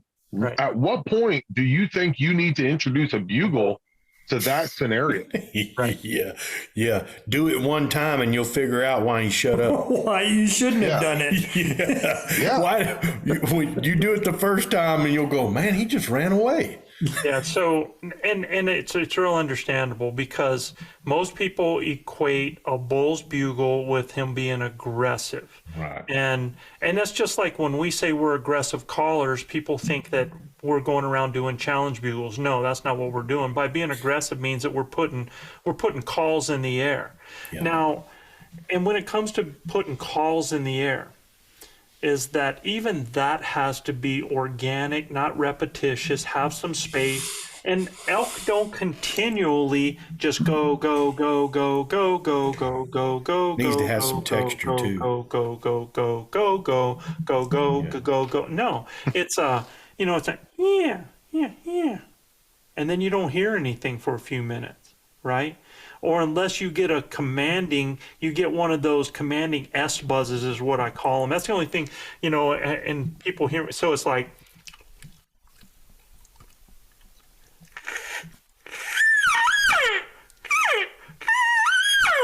when you start to get that little S, I threw in one of my bugle calls to try to do that.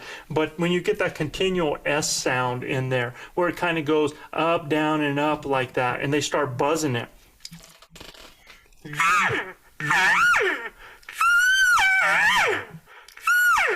You start hearing that where they're demanding. Now you're going to hear a lot more responses of cows going off, especially if it's in thick area and they don't know where each other are. When elk know and can see each other, they don't have to call as much. They see each other. Okay, so when you're doing your calls, it's not always just pound it. You got to kind of go organic, and you got to go according to what other animals in your areas are doing. If you start hearing a cow doing those S, buzzes and those S mews and stuff like that, and you hear everything else going off, man, join in with that and pull them over to you. You can actually do that, man. Or if you hear them doing that, we'll start throwing in a roundup, man, or what we call, you hear guys call it a reassembly mew, right? A regathering mew, anything like that to pull them to you, right? So, and Cole's real, he's extremely accurate. Our playbook is we are always a lover before a fighter. We always go with the cow first. And here's why. If you get a bull that responds to a cow call, they're more likely to be coming in or trying to bring you into them. That's what's going to happen. They're either going to come to you, and you can tell by just waiting a second and see the next time that they call and they're searching you out if they're closer. All right. But if you get a bull that responds to a location bugle, he's basically saying, I'm over here. Well, you still don't know anything about that bull, and he knows there's another bull over there, but there's nothing really attracting or telling him to come to you at that point in time, unless, you know, he thinks you have something that he's interested in, but otherwise he's just saying hello. So now you got to figure out and telling him what you want to happen, right? Or introducing something going to bring him in there, or you're going to shut up and now go get in his bubble before you do anything else, right? So a cow to bull response is different than a bull to bull response. That's just how I feel about it, right? Now, if I give a location bugle and this guy's only 200 yards off and he screams at me, right? Like that, I'm like, wow, okay, all right. I'm just going to wait a second. And I'm going to let him sound off again if he's that close and find out, is he farther? Is he off to the side? Has he come closer? If he's come closer and he's searching out screaming like that, well, first of all, if he's moving to me, do I even have to say anything? Do I have to fill the air with anything? No, not at this time I don't, right? But if he like comes in and then the next time he's in the same spot and he's like challenging, screaming at me, at that point in time, because he's like, you know, he's being aggressive with me in that sense, now I'm going to cut him off. Now I'm going to tell him, hey, I'm right here and you stay away from me, right? Like, you know, who are you? So then we're going to find out what kind of reaction we get there. All right. Now it's still going to be a dynamic thing because we read his reaction. Does he listen to my command and stay off of me? Does he become intimidated? Is he like, well, what's going on over there? So do I now do something where I maybe pop some glunks? Do I even have to do a cow call at that point? Can I make it sound like a bull? Because cows, if they've been quiet, don't always start sounding off, y'all. So if I start sounding like a bull that's tending, I don't even have to introduce that cow yet. I don't have to do that cow sound. I can do things as a bull that tells that other bull I have a cow, right? I'm not going to him. I told him to stay away. So these are the things that you have to think about and how to communicate. What is being said, what is happening, all right? So the one thing that I wanted to bring up, Cole, on the calling strategies is that, you know, I do seminars called Changing the Game, because I believe that the game plan for most people, and look, there's nothing wrong with ridge running and locating, right? There's nothing wrong with that unless bulls are not responding to that and you still have elk in the area. If you are going through country and missing on opportunities for other elk that you should have an opportunity on, that's a problem. And that's when we use things such as scenarios. And there's going to be different reasons for a scenario. And I had one of our guys ask us today, why don't you just always do a scenario? Well, generally, a lot of times when you do a scenario, it's going to bring elk into you silently. A lot of times. Now, if you're doing a breeding sequence, you can get a bull that will come in and start sounding off to you, right? And they might sound off to a certain point to where they're getting in your bubble, and now you have to still stay within. So, Cole, let's talk scenarios. And you say people have a hard time understanding this, because when I talk about changing the game, I'm saying that 95% of the hunters out there are ridge running, where they're just doing location bugle and they're hunting bugles, they're not hunting elk, okay? And I think this is the biggest problem in calling strategies. If that strategy is working, great. And it can, and understand this, people that are, you know, listeners, that guys in camp here, a cow call is a location call. You can give a cow call and get a response, all right? In fact, we always call from near to far. We start with low sounding audibles. We get with a cow call, it's a little louder, and then we reach out with the location. And that's already set up the scene. I give a low cow call, I give a little bit louder one that makes it sound that that cow's in a different distance. Then I give a location bugle that could also be considered an advertising bugle. I've just set a scene of a bull with two cows. Now, if I get a response, and it depends if that the proximity, if it's way far away, it probably only heard that bull, right, when it responded. But if it's closer than that, it heard all three, right? So I'm just saying that everybody is using just that location, and they're going 95% of the people, and yet we have a 90% failure rate out there. All right. So if 95% of the people are doing that, 90% are failing at it, right? Then there's a problem, because you need to add something different to your game plan. And one of the things that we utilize are scenarios. Okay. Cole, how do you explain a scenario to people? Okay. So there's so many different scenarios Absolutely. that you can sell a bull or an elk, whatever it is that you're trying to go after, right? So let's just say we're going after a bull. Okay, this is my scenario. Is regardless of what I'm trying to sell that bull, I'm trying to convince him that either I am a new guy on the block scenario, and maybe it's early season, right? Because they're not necessarily cowed up. My scenario then is I'm a new bull that's come into the area, and I'm starting to display or rake. And if I get a response from another bull from my location bugle, not necessarily he disregarded my cow sound, or he didn't even hear it, then I know that that's dependent on the response that I get is the scenario that I'm going to feed that bull. I guess is what I'm going with it. Yeah, I guess it's hard, Joe, because I don't, for a scenario, I guess that it just, like I could have a cow and bull scenario to where I'm trying to convince, the other bull that I have my own little party that's going on here. That's the way I try to describe it, or try to get guys. All right. Yeah. So I'm going to try to clean it up for the people out there, in that we have a target animal, we're going to say a target bull. And we can talk about what kind of bull that is according to time of year and blah, blah, blah. But just so that they understand the scenario, we have a target bull. Now, there's two ways to work that target bull. And the way that everybody does is by directly engaging that bull with calls going at that bull to get a response and then react. Response, react with that bull back and forth, engaged with that bull. Okay?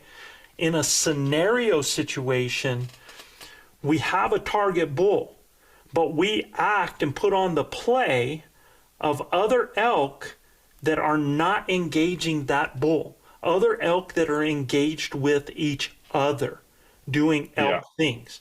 Whether or not that is a rut fest, and when we say a rut fest, it's like multiple bulls with maybe converging herds, with cow calls happening, multiple bulls sounding off, displays going on. There's going to be probably rattling horns going on, different things like that in a rut fest. And that becomes very attractive to elk in the peripheral, because anytime you have multiple bulls talking, that means that there's cows in heat. And other bulls are going to come into that and try to locate cows and maybe get an opportunity, find out if they fit in that pecking order, to have an opportunity at that cow in heat. They want to go see. It's just like a fight that's getting ready to happen. If I'm in the school, as soon as somebody says fight, every friggin' buddy goes to go check that out, right? And it's the same thing with that rut scenario. So what I'm doing is I'm putting on a play, or I'm doing elk things to attract my target animal without calling at, trying to get a direct engagement with that animal. So what happens is that animal, as he hears this rut fest going on, what's he gonna do? Boo! He's like, oh, I'm coming to the party, right? Or if he's not. Go ahead. So I guess what I'm confusing here, because I'm always thinking about like a solo hunter for some reason, right? I forget, dude, for real. Last year was the first time that I had like multiple people to where we could actually put on a legit like 2 bull, 1 cow scenario. Yeah. So I guess a lot of times when I'm thinking about a scenario is whenever there's not a lot going on, or I have a bull that is reluctant to respond to me either vocally or by showing up, right? Then I put on my scenario. Yes.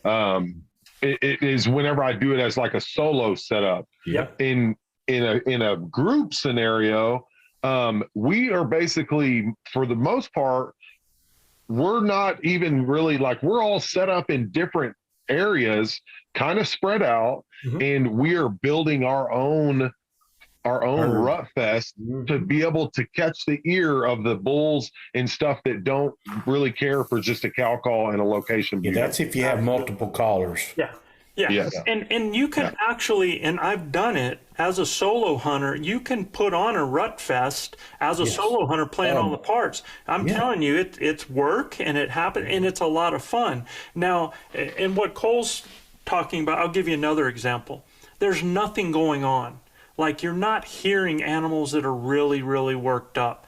So what I will do is, and since I'm not hearing other animals that are being advertising as they're going to bed, I become that bull.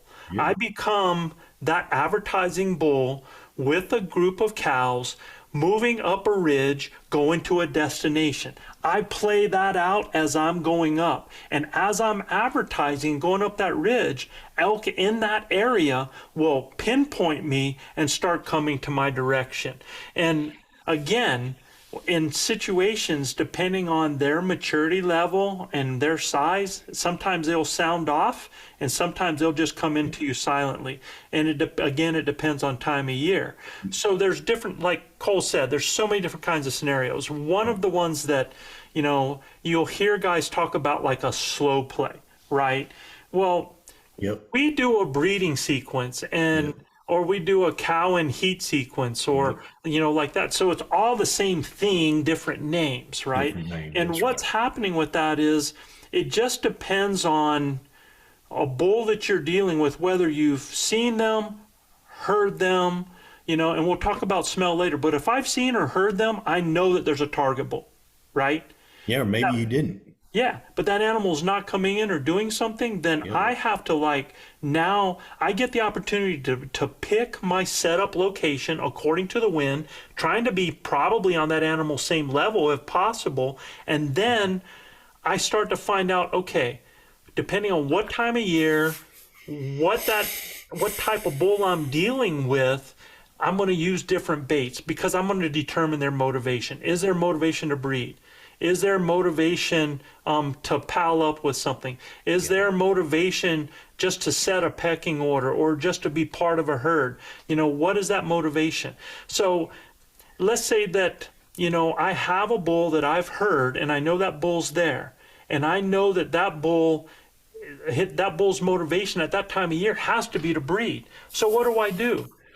I get in proximity to that animal and I introduce some cows that are with themselves, right? I'm cow calling like a group of cows. He might react off to there. If he reacts, I don't need to do anything else. He's reacting already, right? But if he doesn't react after I've heard him, he's just there. Now what I'm going to do is I'm going to do those cows, and this is going to be spanned out in time, y'all. And I'm going to paint the picture now of a bull with those cows by introducing some raking. Yes. Okay? I might introduce a little couple of glumps, and then I'm going to let it marinate. And so when I do something like this, we let it marinate. So that's a scenario that we do. We've done just cows together, you know, just cows moving through as a scenario, and let animals come to that. So what we're doing is basically chumming for any bulls in the area by sounding like a group of cows. There's so many different scenarios that you can do, but basically sounding like a group of cows or sounding like a breeding situation or a rut fest. Those three right there, a group of cows, a breeding sequence, a rut fest, are three scenarios those are the three that you could use to make different things happen. Sure. Cole and I last year, and Gilbert on our group have done it several times, but Cole and I last year, I'll give you an idea. We actually came to a situation. We did it last year, Joe. Yeah. And we go and we set up on a beautiful bowl that sound is carrying in a perfect little bench. It's going down to feed, and it was nice and thick. we just started having fun doing a scenario, and we started out just real basic, man. Just with a few. And really, we were doing it, I felt like we were trying to show Rob, like, hey, this is a scenario. Yeah. Like, this is what we do when we're bored and we're trying to make something happen. Right. Yeah. Sorry to interrupt, Joe. No, it's perfect, dude. But it even gets to the point where when you're playing the parts, I mean, Cole's over there and Cole comes at me, all of a sudden, we're kind of doing like kind of just a little bit bugle back and forth from cows. Yeah. I kind of did a little small roundup to my cows, a little display. All of a sudden, Cole escalates, he does this like nasty little quick scream at me. And I'm like, dude, who do you think you are, man? Yeah. So, it's all like Donkey Kong now. I'm screaming right back at him. I come right back to him a little bit. And then, he waits for a second and he starts. Yeah. He starts busting up on he's just like thrashing this up there. And as he's thrashing, he threw out a little cow buzz as he's thrashing up there. I don't know what size telephone pole this dude had, but he was tearing up a tree like that, right? Yeah. And so what I did again was I went down there and I was like, just doing some whines and some little huffs and some puffs, and I'm ignoring Cole. I'm ignoring that other competitor over there. And then I growled at him. And he screams back at me when I growl at him. So we did this for 5 minutes, and all of a sudden, I think it was only 5 minutes, right, Cole, that we did this? Yeah, it's about 5 minutes. And we catch movement, and here comes a spiked bull right up through that little bench thick stuff, comes within 10 feet behind Rob, comes out. Any of us could have killed him on that day. It would have been easy, but spikes aren't legal in Colorado. But so that's the scenario and the effect it had. Look, Joe, I think 100% we dealt with some really high pressured elk last year. And I think the scenario-based calling was the ticket, right? Yeah. And it really was, because our bulls were not very vocal. They were a little vocal in the morning, a little vocal in the evening. But if RC got out his hyper call with me, and, we just put on a scenario everywhere we stopped. And we thought we heard a bull the first time, but the wind was up a little bit and we really didn't know. Had we sat right there, he'd have probably walked right into our lives there. But we went up another bench and we started probably another 30 minutes and we started another scenario, man. And we put it on, man, it was long.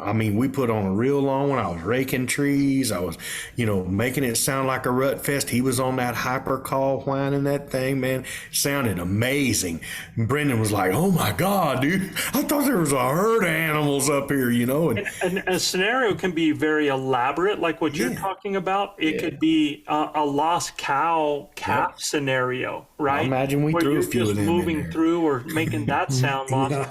Or we have one that we call the cow pickle, where we're actually sounding. We already have a target animal sounding off. We sound like a herd that's moving, and we come back with that lost cow, right? So, there's. Or you do like Big O and RC and just throw the kitchen sink at them, man. That's what we did, brother. It was crazy, man. And then, oh my gosh, it is my favorite way to call, Joe. And I've been with you a million times where mine too.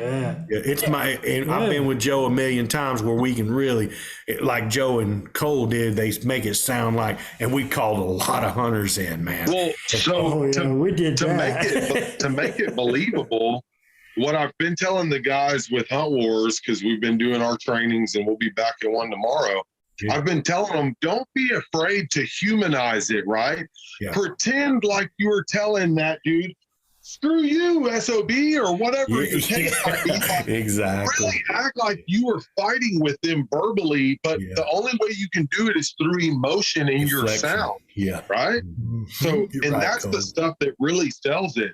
Like if you're sitting over there and you're having a battle back and forth, how many bugle fests have you heard where you hear the bull just barely even,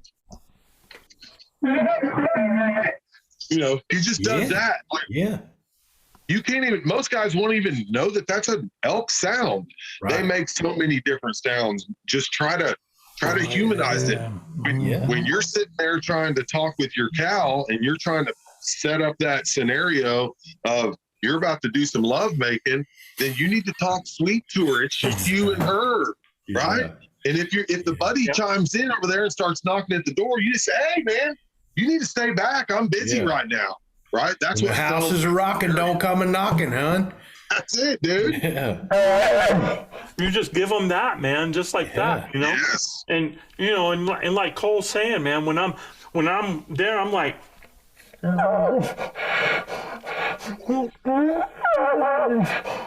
I'm just frustrated, whining, like, come on, girl, like that. So you know, and that's what we try telling guys. There's so many sounds that you can make that are easy sounds to do. When I think the scenarios really work, Joe, on pressured elk. Absolutely. I really do. Because they're not wanting to talk. It's a different game. It's not the game. It's not the same old rodeo that everybody's using. So I think that's where the biggest holes are in some of the things that we're talking about. And let me tell you, when you're putting on a scenario and you get a bull to react, you don't get out of that play until that bull starts getting into that proximity where another bull would not put up with it. Right. Then you can turn and now directly engage that animal. Yep. Okay. So, and that's just something, and when you're in a group thing, you end up actually pulling off of that, leaving somebody there. Like if we're in a square or we're in a triangle, and that bull's sounding off and it's on the point where Gilbert is and I'm back on the backside, Gilbert's going to shut up and I'm going to keep doing the scenario, moving it away so that bull ends up coming by Gilbert, right? Yeah. So I hope this has been a lot of fun doing this for you guys.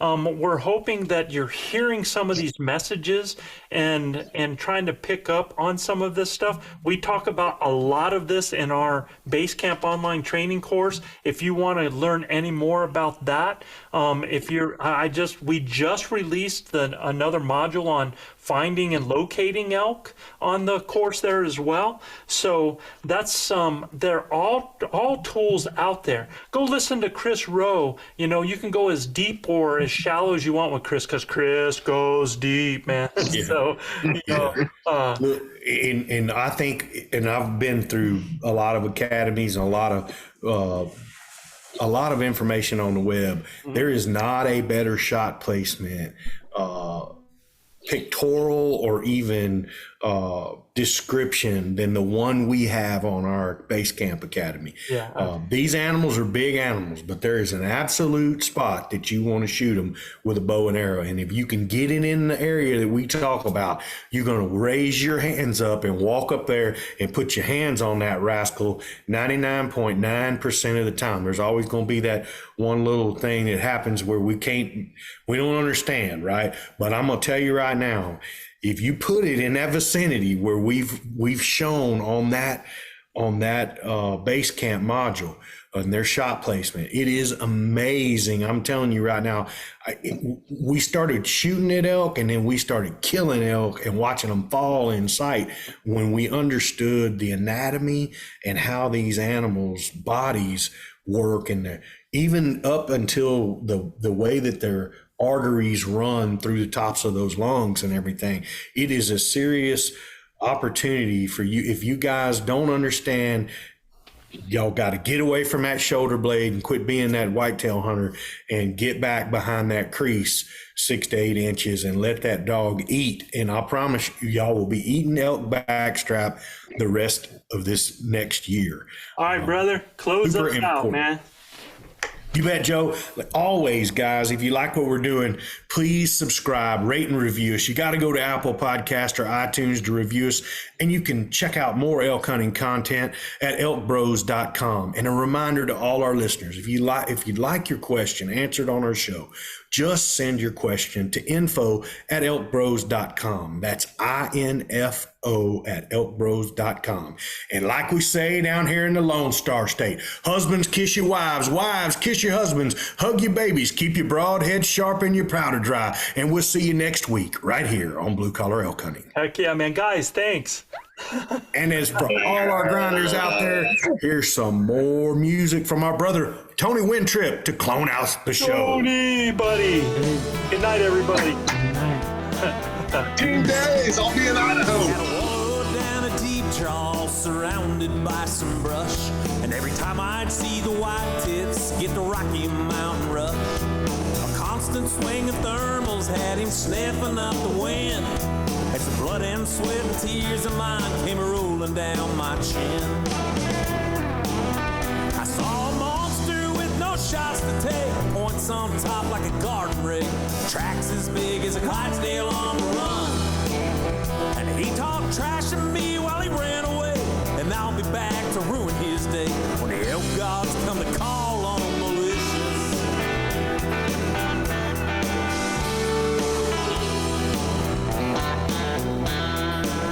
I saw the blue skies open up and the temperatures start to drop, so I packed up ready to make my way up on the mountaintop.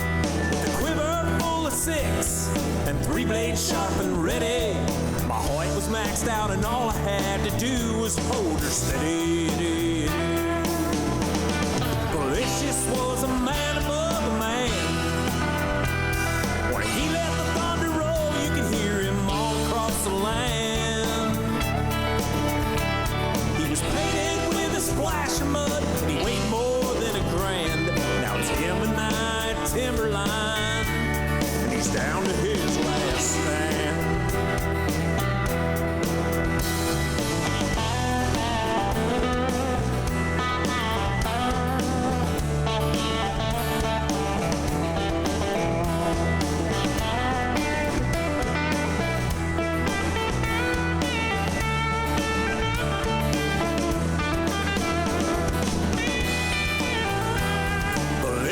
Was a man above a man. When he let the thunder roll, you could hear him all across the land.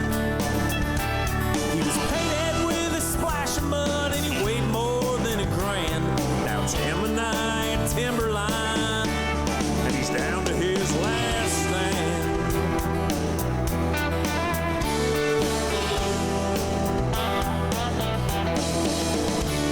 Now he slipped down on me one time and he left a few behind, so I followed up the trail where his eyes soon met mine, and I greeted him with a Maxima red and a Muzzy 125.